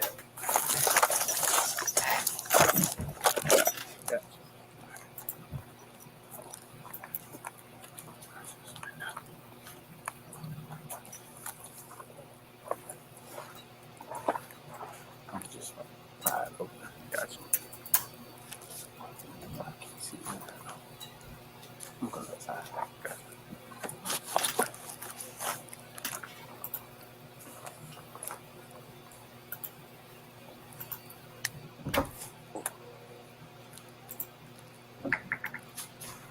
Waco Police Department. Back up. Easy, Bobby. Back up. Back up. Floyd, hey. The dog's back here. Easy, puppy. Easy, puppy. Waco Police Department. Hey. Back up. Easy, puppy. Back up. Hey, Floyd, hey. The dog's back here. Easy, puppy. Easy, puppy. The homeowner corrals a few of her dogs to the inside of her home, while just a block away, where the actual burglary was taking place, no one is responding to help. Dr. Pomeroy, we can help I'm you. sorry. We got a call that somebody. It is. Yeah, and the dog just came after me. I'm gonna sleep. My dogs are fine. They're really nice. Okay. We'll call in and we'll get around.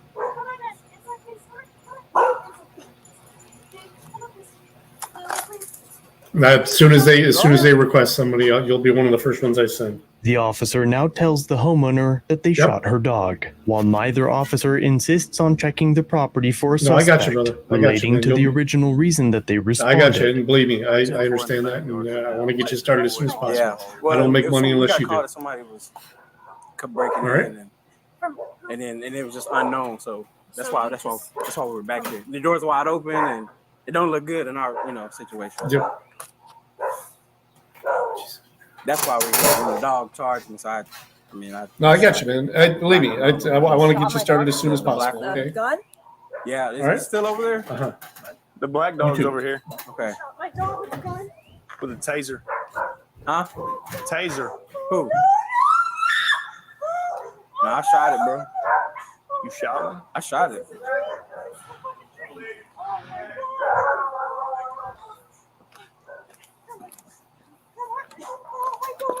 Is it? Hey, can we? Oh my God. Supervisor coming? Yeah. All right. We got a supervisor coming, ma'am. I said we got a supervisor coming. I'm sorry, but Hey, did you say you shot on the radio? nah. Hey, 2150s. We need a supervisor here. I shot a dog. The department's production team fails to math good and communicates that less than 3 minutes later, a commander arrives. However, when comparing the times of when they asked for a supervisor to when they reported to the supervisor, 8 minutes had passed. And that's only if you consider the department's video without paying attention to moments earlier, when Officer 2 calls for a supervisor by reporting his taser deployment to dispatch. Under these circumstances, the supervisor didn't arrive until 10 minutes after Officer 2 had hailed dispatch, which was 30 minutes after the 911 call was made, despite the police station being just 5 blocks away.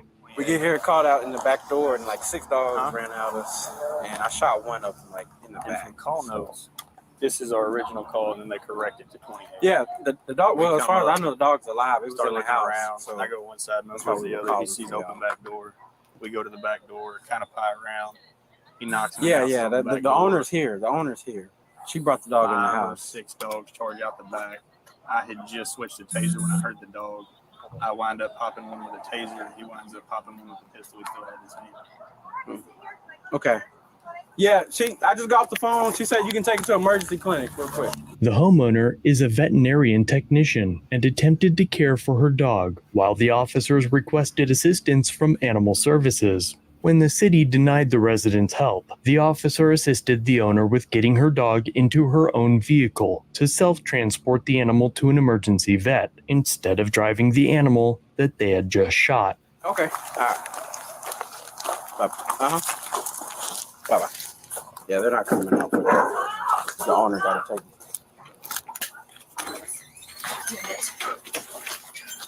it. Yeah. The following was added by the department.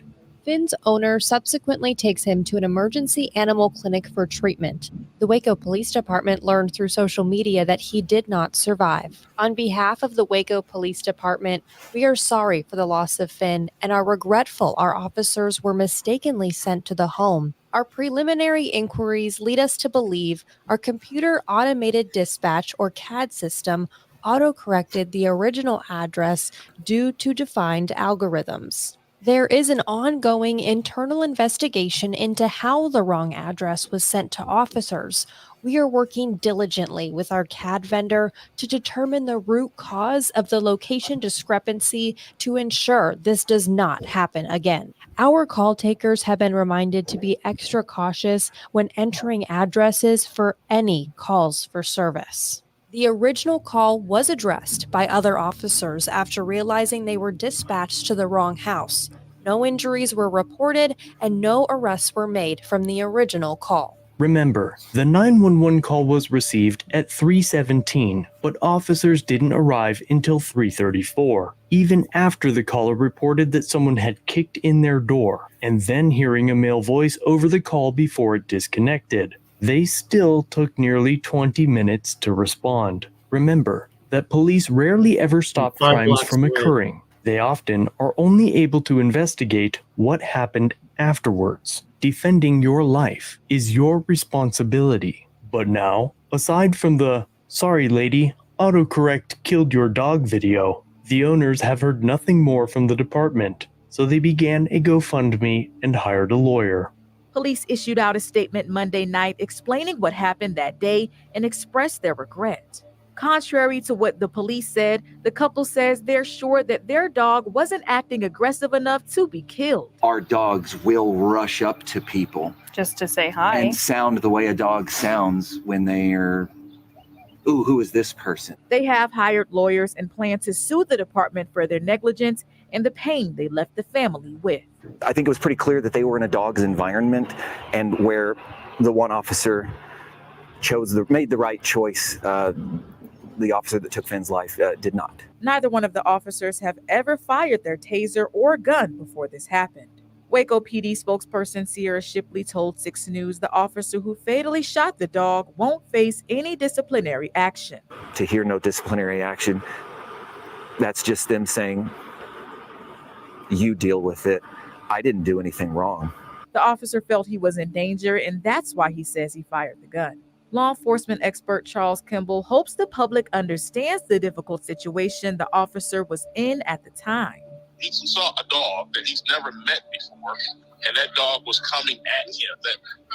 So that dog was coming at him, a dog that he never met before. He had to make some decisions. I just hope that people keep an open mind, that police officers, our law enforcement, our peace officers are there to help people. But sometimes, man, things happen so quickly, things are out of their control, and unfortunate things happen. Do I think, either officer did the right thing? Well, no, they shouldn't have been at my house at all. There's a lot that could have been different.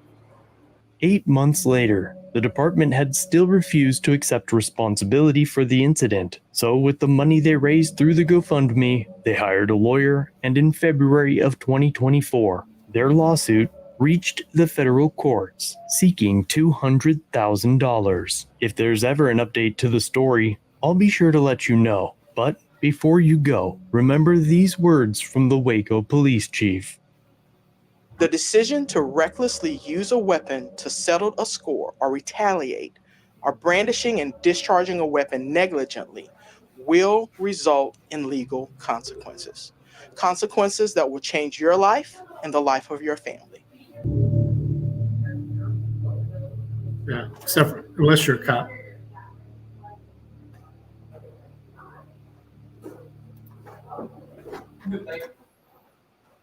The Nassau County Police Department. I'm looking for Mr. Sean Hi. Reyes. He has a warrant for his arrest. Come to my home and intimidate and scare my family. I don't consent to any searches or You just have to do that online. in a criminal action being prosecuted. Yep, and by then the I'll people just of send the you some state of tasks, New and then we'll York set up, against we'll John get together Doe. and do the food Come safety across stuff. as retaliatory. You and want me, give you the also, I think website it here? does Actually, did chill you grab one of my the cards expression upstairs? of free speech. Here, let me That give I you one. decided to purchase my very own Okay, LED all right, that's billboard cool. truck.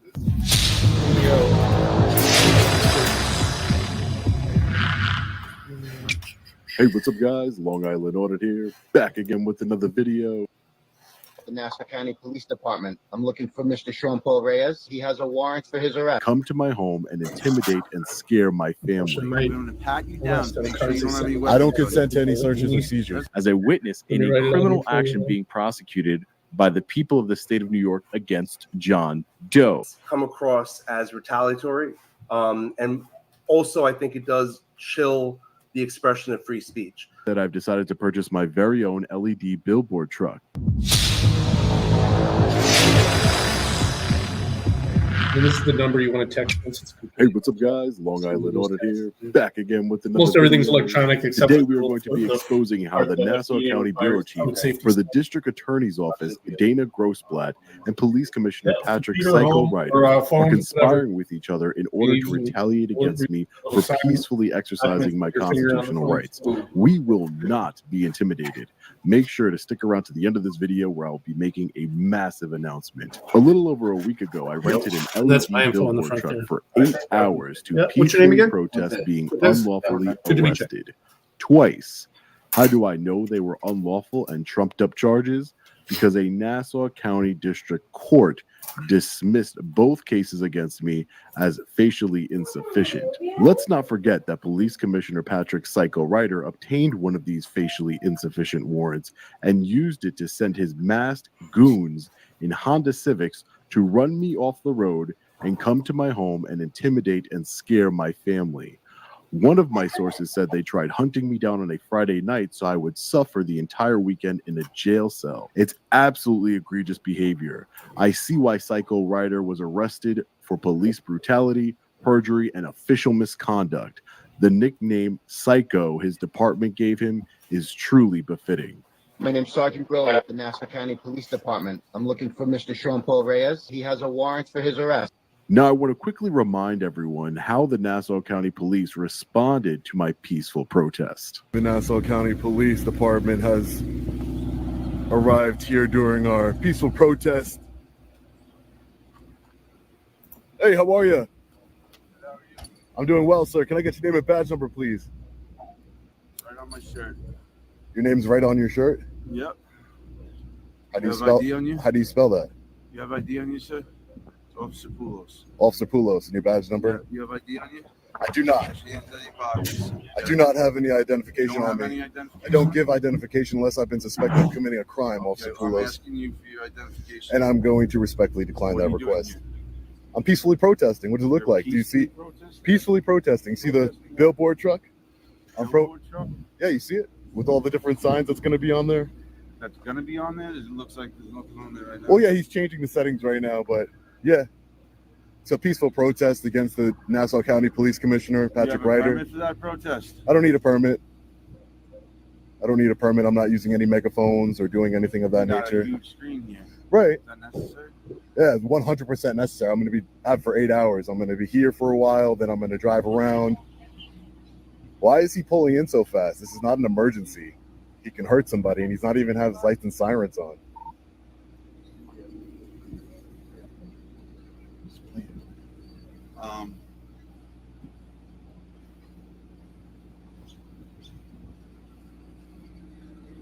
You see? Sir, why can't you just cooperate with us? Hired.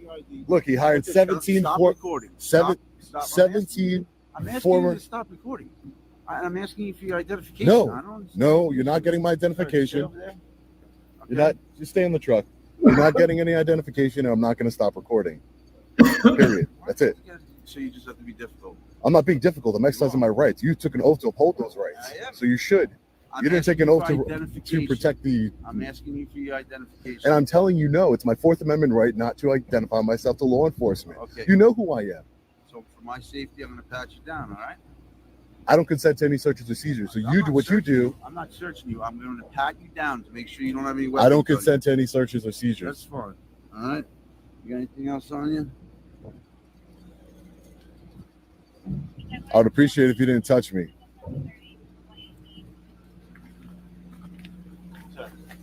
Stay on the sidewalk. I'm going on that sidewalk. No. Just stay on that sidewalk. I'm going to go on that sidewalk, you're sir. not gonna go on that Yes, sidewalk. I am. Just stay on that sidewalk. Timber right now. line I'm badge asking on. you. I'm asking. Am I being you- detained? No. I'm So, asking you to that's cooperate fine. with me. I Why don't do you want have to. Because, sir, I'm a free American. I can do what I understand that. want. You're in the roadway right now. I can do what I And want. I that want to is get an this. issue. I want to get That's this. actually an issue. I want to get this officer's name and badge number. I'm allowed to cross the street. He will come over to you. He will come over to you. Crown Vic pulled up. Looks to be a sergeant. Just want to make sure.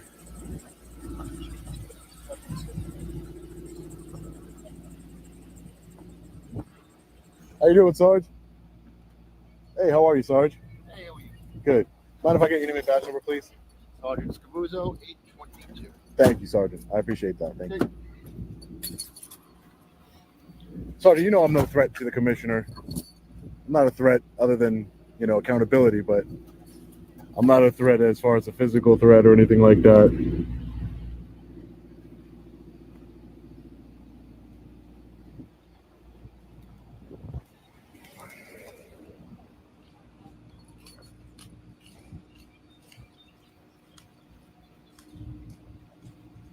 Who the fuck's in your home?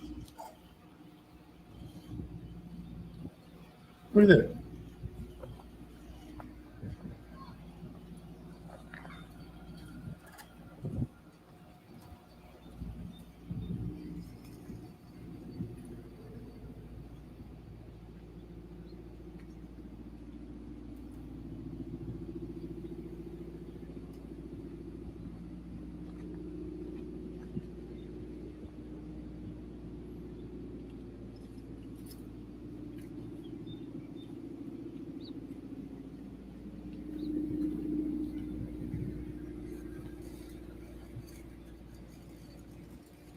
As you can see, more intimidation tactics, telling me to stop recording and inspecting the truck for anything that they can find to ticket the driver.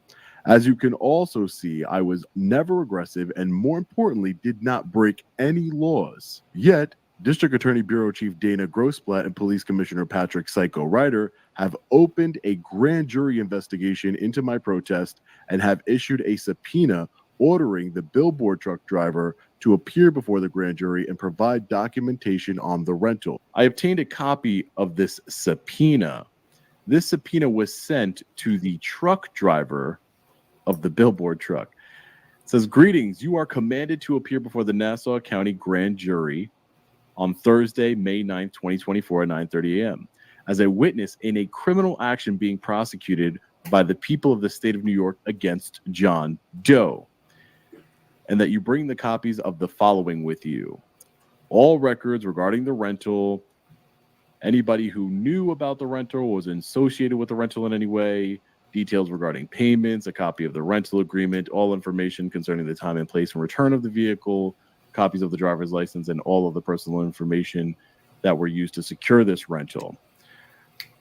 And this was sent to the driver of the billboard truck by Dana Grossblatt. If there was any kind of criminal investigation into what is essentially political speech, then that in of itself, even if no charges are brought, does come across as retaliatory. And also, I think it does chill the expression of free speech. When I found out about this blatant tyranny, I wanted to hold another peaceful protest with the billboard truck to expose them to the community and the world. When I went to book the billboard truck, I was told that no one would work with me because they were terrified of District Attorney Bureau Chief Dana Grossblatt and Police Commissioner Patrick Psycho Ryder. I don't even blame them. These are some really evil and powerful people that we are dealing with. We have already seen and continue to see what they are capable of. That being said, I've decided to purchase my very own LED billboard truck, which I will use for peaceful protests, exposing corrupt and tyrannical public servants, and to also help small businesses advertise across the Northeast. If you'd like to donate towards the purchase of the billboard truck, you can do so with the GoFundMe. Link is in the description. The cost is around $165,000. Let's remind our public servants who has the power. We, the people. Ladies and gentlemen, I'm going to do everything in my power in order to purchase this billboard truck. I'm all for We him. will not Who- be who's actually silenced. contribute to that? Dana, Patty, we will never give up. We will always peacefully exercise our constitutional rights. No amount of intimidation will ever stop us from doing that. And that's what I want you to understand when you see my truck. We will never, ever give up. We will always fight for freedom. We will always fight for the eradication of tyranny and corruption in our government. Let me know your thoughts in the comment section below. As always, stay safe. God bless. I'll see you in the next video. Long Island Audit. Peace. All laws are the opinions of politicians backed by the threat of state-sponsored brute force. And if you stand against the government, it's always going to be dangerous, even if you're right, when the government is always wrong. It's always going to be dangerous to stand on the truth when the government specializes in propagating lies. And it's always going to be dangerous to promote freedom when order followers and their thin blue line bootlicking supporters want you in shackles. That's the life we live right now. And that's the reality we have to deal with. That's the hand we've been dealt.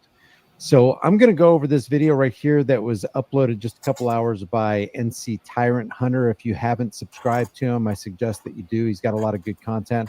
I am subscribed to him. It's just that I'm logged in on Google Chrome, which I don't use. I use Firefox, and I'm not signed into Google. I'm going to play this, and whatever you may think about driver's license and registration and proof of forced insurance, the question is, should a person be drugged out of their private property and handcuffed, abused by the authorities who are supposed to be protecting you and serving you, taking you down for fingerprinting, and then thrown into a cage? You tell me. You tell me if they should be, because there's a lot of people who think that they should. Let's watch this. This comes from the Shaggy Hippie channel. Shaggy Hippie channel. Slow, Bubba. It's okay. How's it going today? Good. You running your window? I'm safe right here like it is, bub. Okay, well, I can't see. You got a driver's license? I got my dog in here, man. Oh, I need to see you. Roll down your window so I can see your face. Come on, roll it down some more. I'm good right here, brother. I'm good right here, brother. All right, I need you to step out of the vehicle for me then. What for, sir? Because I asked you to. Can I get a supervisor, please, sir? I don't need a supervisor. I need a supervisor. I'm requesting a supervisor, please, sir. I'm video and audio recording. Can I get your name? Can I get your name and badge number for the record, please, sir? I'm Deputy Sisk. Deputy Sisk. What is your name? What is your badge number, please? It's 805. 805. You're stopped for no license plate on the front or the rear of your vehicle. 502.003 of the Texas Transportation Code. Step out of your vehicle. No, thank you, sir. I don't feel safe doing that, sir. Would you get a supervisor for me, sir, please? What lawful order is that officer giving me, brother? Lawful order is for you to step out of your vehicle. What do I need to step out of my vehicle for, sir? Do you have a warrant? Am I under arrest, sir? I need a supervisor. I'm going to remain silent, sir, and plead the fifth. Now notice what the costumed tyrant said. He's got a Kevlar vest on. He's got training. He's heavily armed, and he wants you to step out of the vehicle for his safety. What about your safety? He doesn't care about your safety. He wants you actually to submit to his will. In any other world, on any other plane, in any other multiverse, doing that to somebody would constitute criminal activity. You're doing something to somebody that you wouldn't want done to yourself. You're violating the golden rule, and you're violating another man's consent. You're violating his will. That is the fundamental cornerstone of criminal activity. It's the cornerstone and the foundation from which people rape others, from which they murder others, and from which they steal from others. It's that they don't mind violating the consent and the rights of other people. But somehow it's okay when you call yourself government or a government agent or law enforcement and you have official looking badges and credentials in uniforms. How is that? See, the problem is now we've got two different people here. We got a guy right here who's just operating on, hey, I just want to be free. I just want to be left alone. And you got a guy who's been immersed in the indoctrination program called Today's World, or he's plugged into the Matrix, which we're all forced to live because of the belief structure of what's going on in this guy's head and his buddies and the Thin Blue Line supporters. So we've got two different worlds. At every traffic stop, we've got two different worlds colliding. When you're talking about during a traffic stop where there's an innocent person and there's a victimizer in a uniform. This person, as far as I see, is innocent. He hasn't just gotten done robbing a bank. He hasn't gotten done violating anybody. He's just traveling down the road, and he doesn't happen to have those thin metal plates that the cop wants him to have. This is the whole issue here. Thank you, sir. Please, sir. I'm requesting a supervisor, sir. Please, sir. I'm requesting a supervisor, sir. Sucks. Sir, you're not under arrest. Can I be free to go, sir? No, you're not free to go. I need to talk to you because I can talk to you right here, sir. I need you to step out of the vehicle. No, thank you, sir. ID yourself. Well, what? Do you have a warrant to gather that information, sir? Well, I need to speak to a supervisor, sir. Felon ID. What crime have I committed, sir? Sir, on the Texas Transportation Code, you're required to 3802. I have to be committed of a crime, sir. Required to have a license plate on your vehicle. It's required to be registered. 502.003 of the Transportation Code says political subdivision of this state may not require a registration of a motor vehicle, a tax, a yearly tax, or a license in correlation with thereof, sir. Thank you, sir. So now what this cop's going to do is, well, that's your interpretation. I'm here to just enforce the code, the regulation, the stipulation. You are to act as a citizen. You are to be subservient to me, and you are to comply. If you don't comply, then I can justify using force on you. That's how they've been trained. And they actually believe that, and it's not true.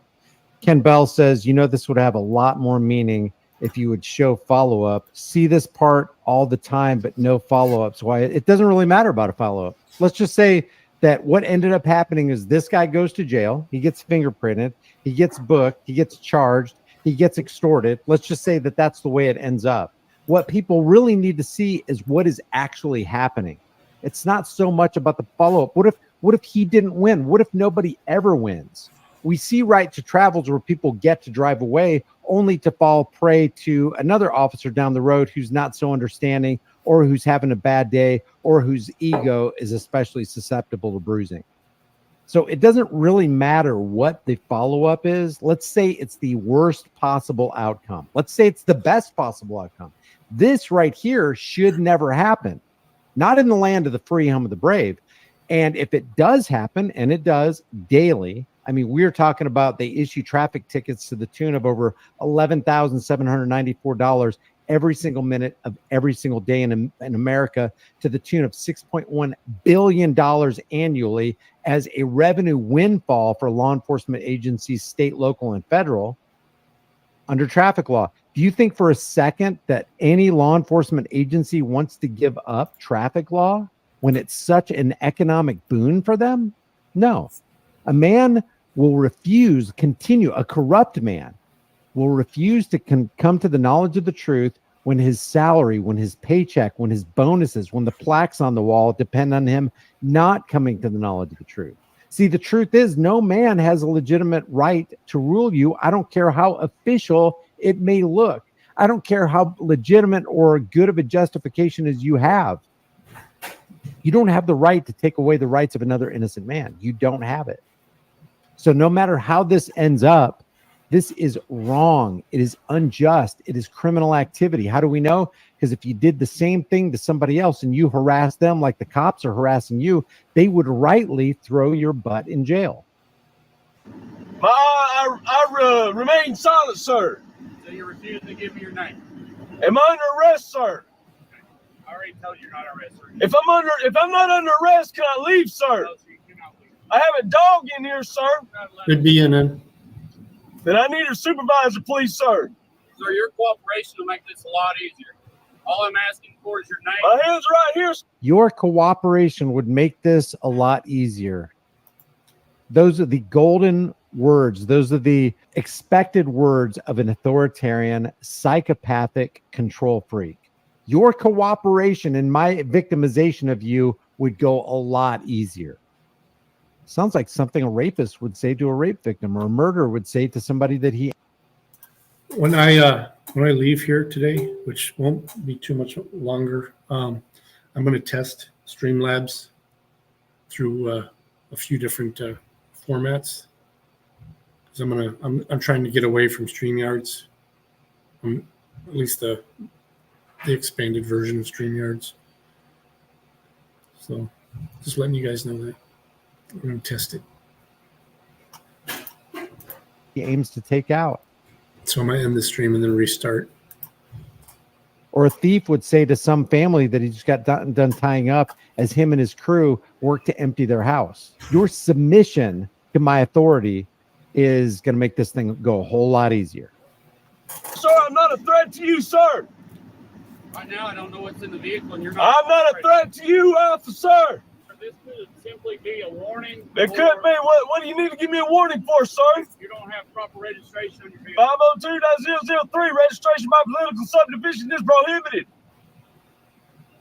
Hey, partner, deputy up in Gray County. Hey, man, can I put my arms in and pet my dog, man? I got a service dog. Unless you can roll your window out. No, thank you.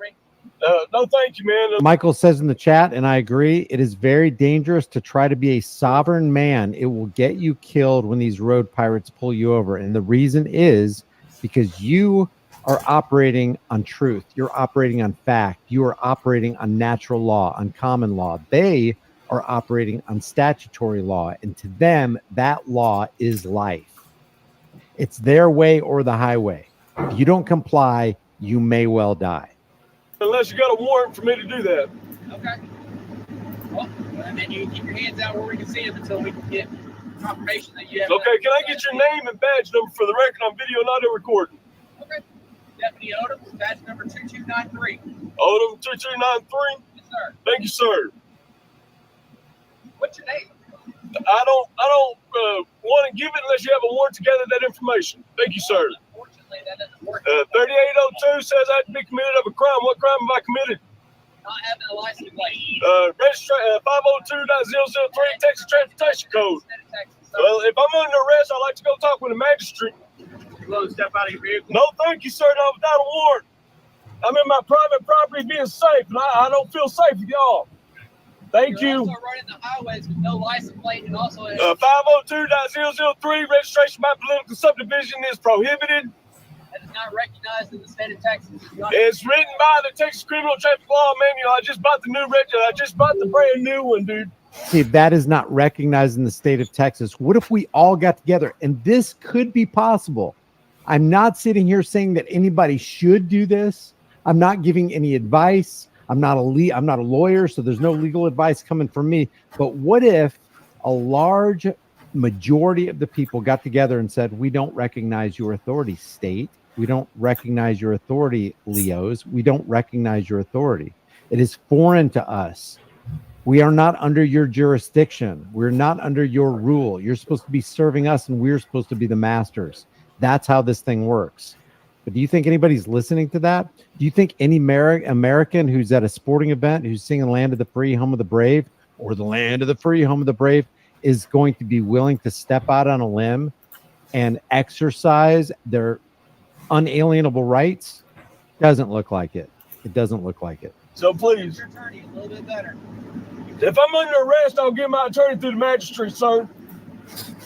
So I'll ask you again, do you have any weapons or anything in the vehicle? I'm remaining silent, sir. Hey, partner, where are you from?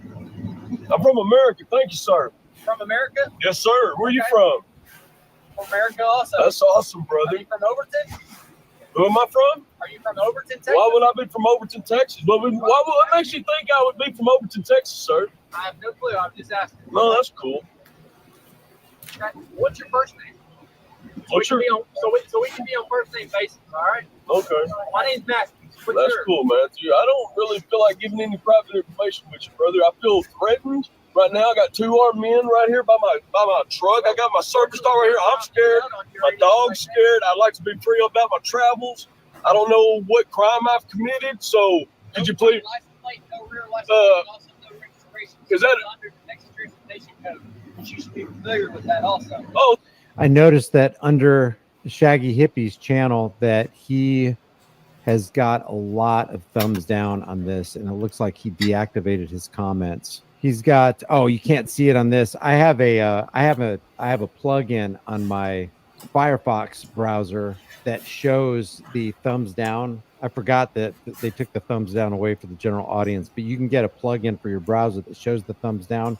It's like 326 thumbs down to 131 thumbs up, and the comments are turned off because I'm sure that he's getting a lot of negatives, and I'm sure with the average Buddhist Americanus who's indoctrinated by the 15,000 hour public fool indoctrination system and fake stream media television, I'm sure what the regular American would say is, hey, why not just make it easier on yourself?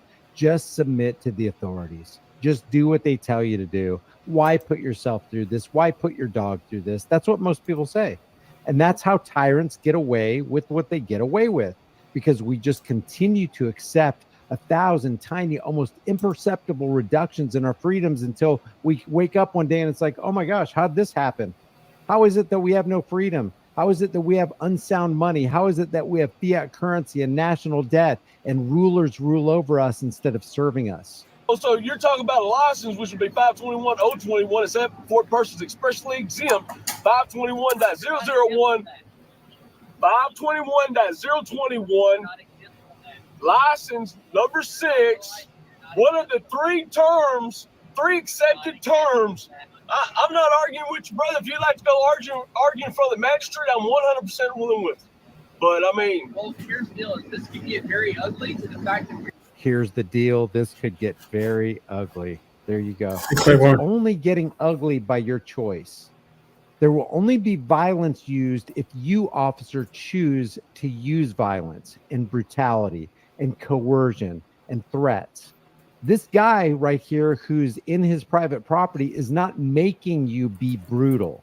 It's not making you be violent. It's not making you trample his rights. You're doing that. You have chosen to do that, and you've chosen to steep yourself into cognitive dissonance so you can sleep at night, but you hold 2 contradictory views. You hold the view that you're living in the land of the free in America, which is supposed to be free, and you're holding on to, oh, you must obey my authority.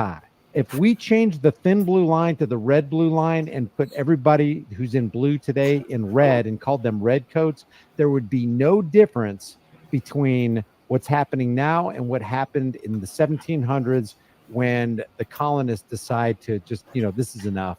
Ain't going to happen. Not on my watch. And Whole lot even less back then, tax. when they started the Revolutionary War, there was only about 30% on the side of the freedom fighters. And with only 1/3 of the country being behind, not being pushed around anymore, they were able to push back the King of England and his henchmen. Force you out. We don't want to do that.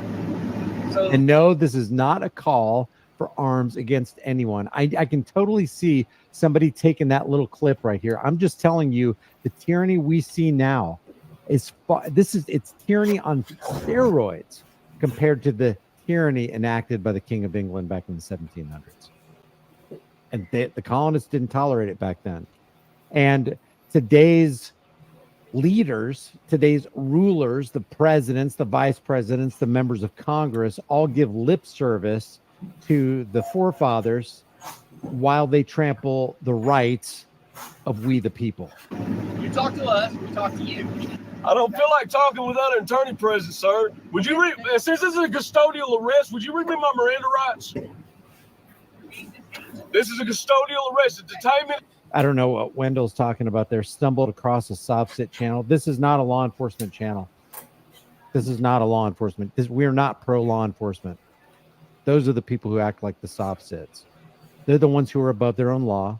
They're the ones that break their own codes and their own policies and their own rules that they hold our feet to the fire to. You're mistaken. This isn't a pro-police channel. If this was a pro-police channel, this would be that oxymoron, that misnomer. It would be a SobSit channel. This isn't pro-police. So I don't get when first of all, I don't understand the term, because sovereign and citizen, it's like saying a ruling subject. There's no such thing as you're either a ruler or you're a subject. You can't be a ruling subject. It's like airline food or tight slacks or military intelligence or jumbo shrimp.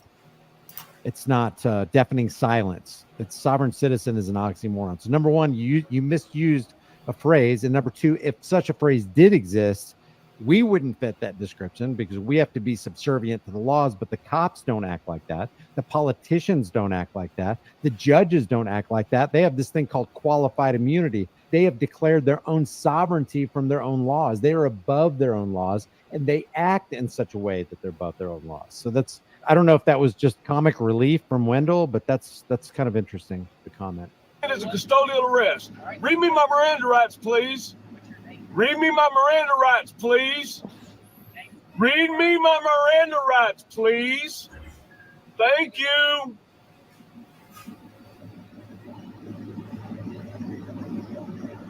I'm not a threat to anybody, dude. I'm traveling, being with my dog, trying to get some water. Sir, this could easily. I wish to remain silent. Do you want to listen to me at all? I'm asking you a question. It's a yes or no. What do you have to say? Is that a yes? What do you have to say? This could end easily. This could have simply been a warning. This could have simply been a citation. And you could listen, and you could be on your way. Well, if you want to write it, this is your stop for violation of traffic code, and that's why you're sitting here. I think that ossifer may have been drinking, or maybe he's under the influence of some kind of drug. You're not under arrest. You're stopped. You're not free to leave because you're on a traffic stop, violation of traffic. That's okay. And what does that mean? If you're not free to leave because you're in violation of a traffic stop, then traffic stops, practically speaking, trump unalienable rights, which means you don't really have, in the minds of these officers, you don't have unalienable rights because we've got traffic law. So we've used traffic law as a justification to infringe on rights that the Constitution says you can't infringe on. It's a simple Class C, but you're escalating this into possible more charges. So you are escalating this, more victim blaming. You're the one escalating this, buddy. It's not us.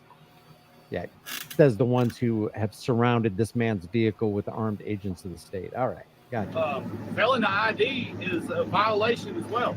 I'm not escalating. My hands are out here. I'm trying to de-escalate. You don't know who you are. I'm under no obligation to give you any information, man. As a police officer, I'm asking you for your name. You're not telling me who you are. So if I just, I have the right to remain silent, private, and my person's papers and effects. Thank you, sir. And let you violate what Texas traffic law and not even give your name. The Constitution says I don't have the right to privacy, dude. Dude, my head's right here. I'm not no threats, dude. I got a service dog in here, man. We're trying to get some water, dude. Hey,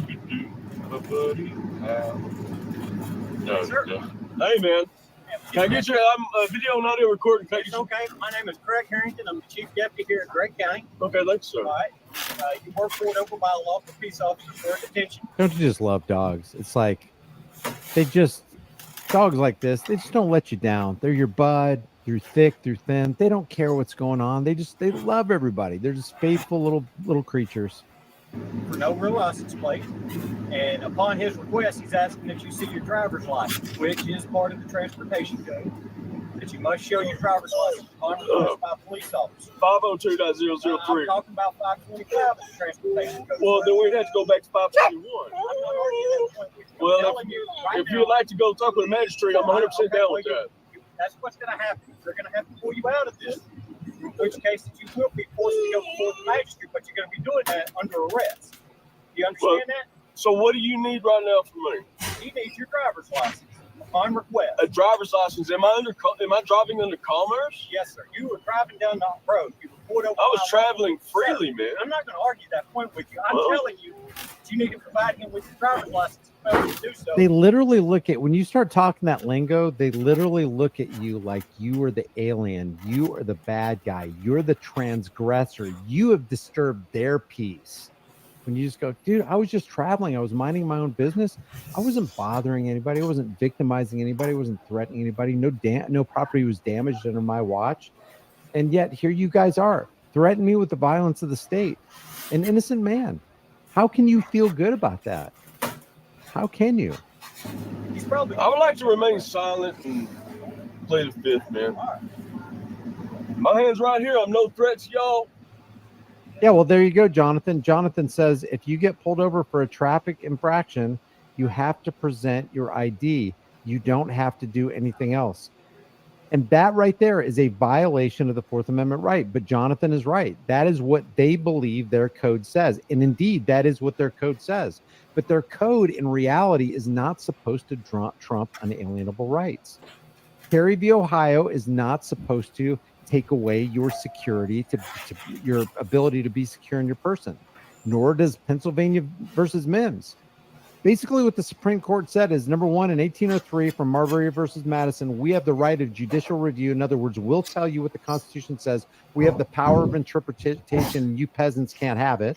And number two, in 1968, when they passed Terry v. Ohio, and then later with Pennsylvania versus Mims, they're basically saying traffic law trumps your rights, and so does officer safety. Your safety does not matter. It doesn't come into play. It's not in the purview of the Supreme Court justices or the Supreme Court injustices. Therefore, it is not in the mind of the law enforcers. All they can think about is, I got to go home safe at the end of my shift, and I don't care what I got to do in the meantime to make that happen. All right, sir. I need you to unlock the door, step out of the vehicle, keep your hands where I'm seeing you. are under arrest. For what? For failed to display a driver's license. Upon demand? Upon request. Is that 3802? Yeah. All right. I haven't. Sir. Step out of the vehicle, keep your hands where I can see them. I don't feel safe. Turn around. I don't feel safe. Fine, turn around. No, don't reach. My dog. Here we go. Here we go. Here we go. Let go of the Please, dog. man. Let go of the dog. Dude, I gotta put it. This sucks. This sucks, man. This sucks. I hate this. This causes my heart rate to go up. It's unjust, no matter how you look at it. But there are millions and millions of our fellow Americans who are not law enforcement agent clowns, who support the law enforcement agent clowns, who will say, dude, all you had to do is have a registration like the rest of us, proof of insurance like the rest of us, and a driver's and an ID like the rest of us, and just submit to the red coats. They'd be the very ones to Samuel Adams and Benjamin Franklin and Thomas Paine. Hey, Thomas Paine, stop writing it. Don't write Common Sense, the precursor to the Declaration of Independence. Jefferson, stop writing the Declaration of Independence. Hey guys, stop. Just let's do what the British say. Let's do what the Redcoats say. And then how far down the path of totalitarianism would we be if they didn't interrupt that little course in history right there? That little trajectory that the tyrants had all planned out for us. Totalitarianism and tyranny, it doesn't stop. It metastasizes. And when you have a little bit this year, you got a lot of bit next year. No, the drop! The drop! The drop! The drop! No! Get the drop! Get the drop! He's trying to tell him that the truck is in gear. It's in drive. Get the drop! Please! My dog! I'm not even fighting the resistance. Still rolling? It's rolling. It's not in gear. All right. And the brakes on. Poor guy. Poor pup. Jeez.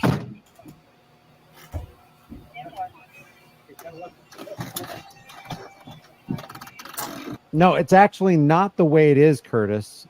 It's the way they want they want your reality to be, but the way it is supposed to be with the Constitution, and they'll even tell you that. With lip service, they'll say you have the right to be secure in your person, but their policies say no, they don't have the right to be secure in their person.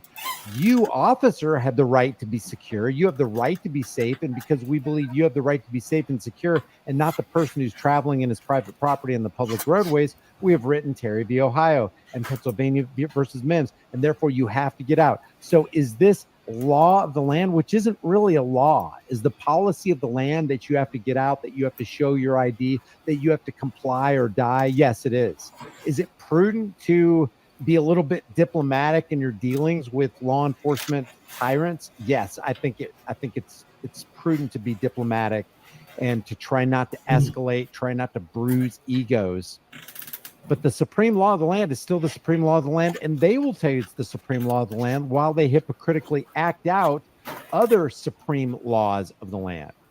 See, the supreme law of the land, as they have fabricated our reality and plugged us into our matrix, is Terry v. Ohio is the supreme law of the land. Pennsylvania versus Mims, Marbury versus Madison is the supreme law of the land. Traffic code and traffic law and ordinances and rules and regulations, and you shall not do this and you shall not do that, and alcohol prohibition and the drug war and the drug law and the NDAA, the National Defense Authorization Act, where you can be imprisoned without charge, trial, or due process of law. The Patriot Act has become the supreme law of the land, even though in actual reality, it's not supposed to be that way, but they want to create a reality that we're all supposed to go along with. So when you say you have to have tags, a license plate, and a driver's license, that's just the way it is. That mental framework is what started the revolution. It's what started the Civil War. Lincoln didn't like the fact in the 1860s, he didn't like the fact that the southern states just wanted to secede. They just wanted to be left alone to do their own thing. They weren't going to bother the North.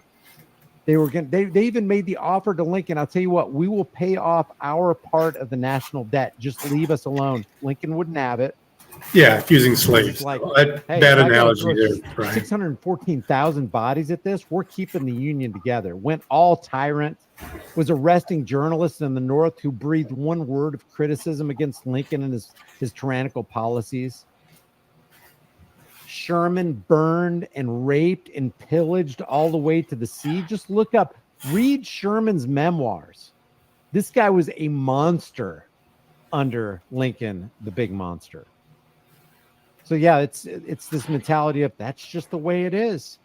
That's how we tiptoe down the path of totalitarianism. Why did I miss those, dude?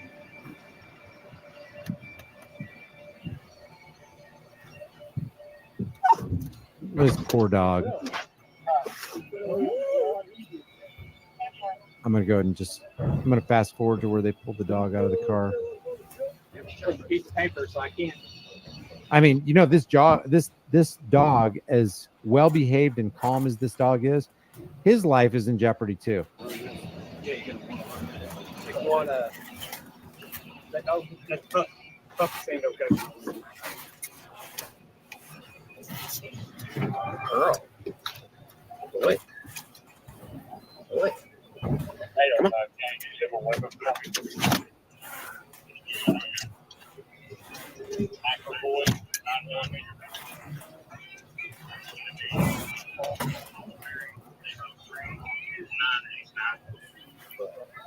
What charges you got on him besides registration? What charges you got on him besides registration and failure to ID, both of which are not crimes in the real world? We operate in the real world. They operate in a world of fiction, and they will force their fiction on you if you don't subscribe to their belief structure. That's why Larkin Rose called government the most dangerous superstition, and it is. You're talking about the biggest death cult in the history of mankind. Like driver's license on request and everything else on the vehicle. That's pretty much it. The guy gets arrested, of course, for asserting his rights. And like I said at the beginning of this, you got to choose your battles wisely. I'm not telling anybody what they should or shouldn't do. We can definitely sit here as adults and point out what is wrong and what is right. And it will always be dangerous to be right when the government is so wrong.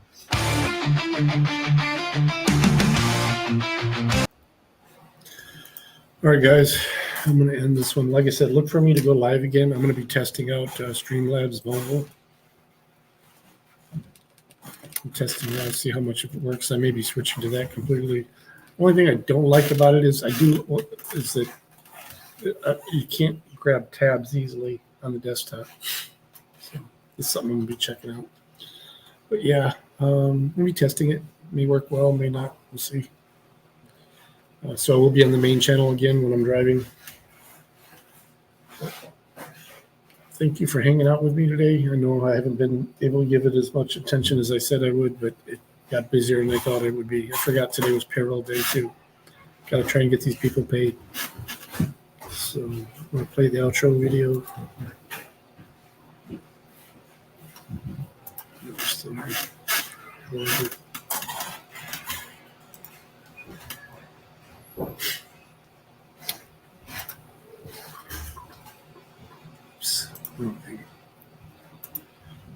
Video file. There we go. All right, guys. Peace.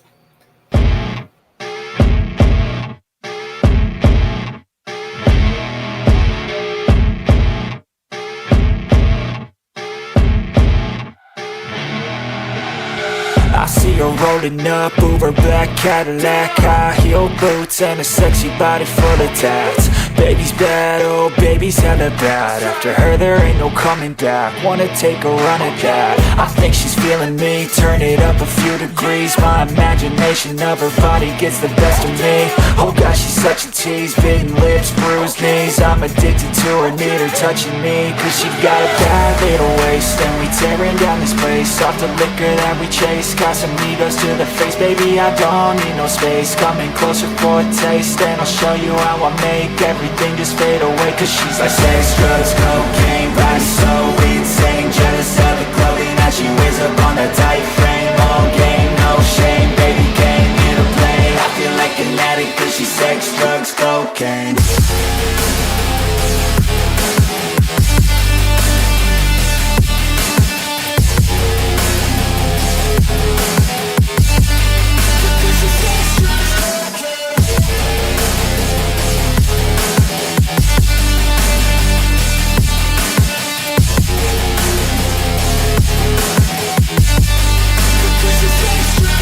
Got a fine little body and her mind's kinda naughty. They say that once you taste it, you cannot replace it. She could get you high, all the dopamine inside triggers fast once she's naked. Her body's a creation. They say the devil made her for his entertainment, but even he couldn't learn how to contain it. Her high heels make a damn good statement. There is no replacement, a body by Satan. She got a bad little waist, and we tearing down this place. Off the liquor that we chase, Casamigos to the face, baby, I don't need no space. Coming closer for a taste, and I'll show you how I make everything just fade away. Cause she's like sex, drugs, cocaine, body so insane. jealous of the clothing that she wears up on her tight frame. All game, no shame, baby came here to play. I feel like an addict cause she's sex, drugs, cocaine.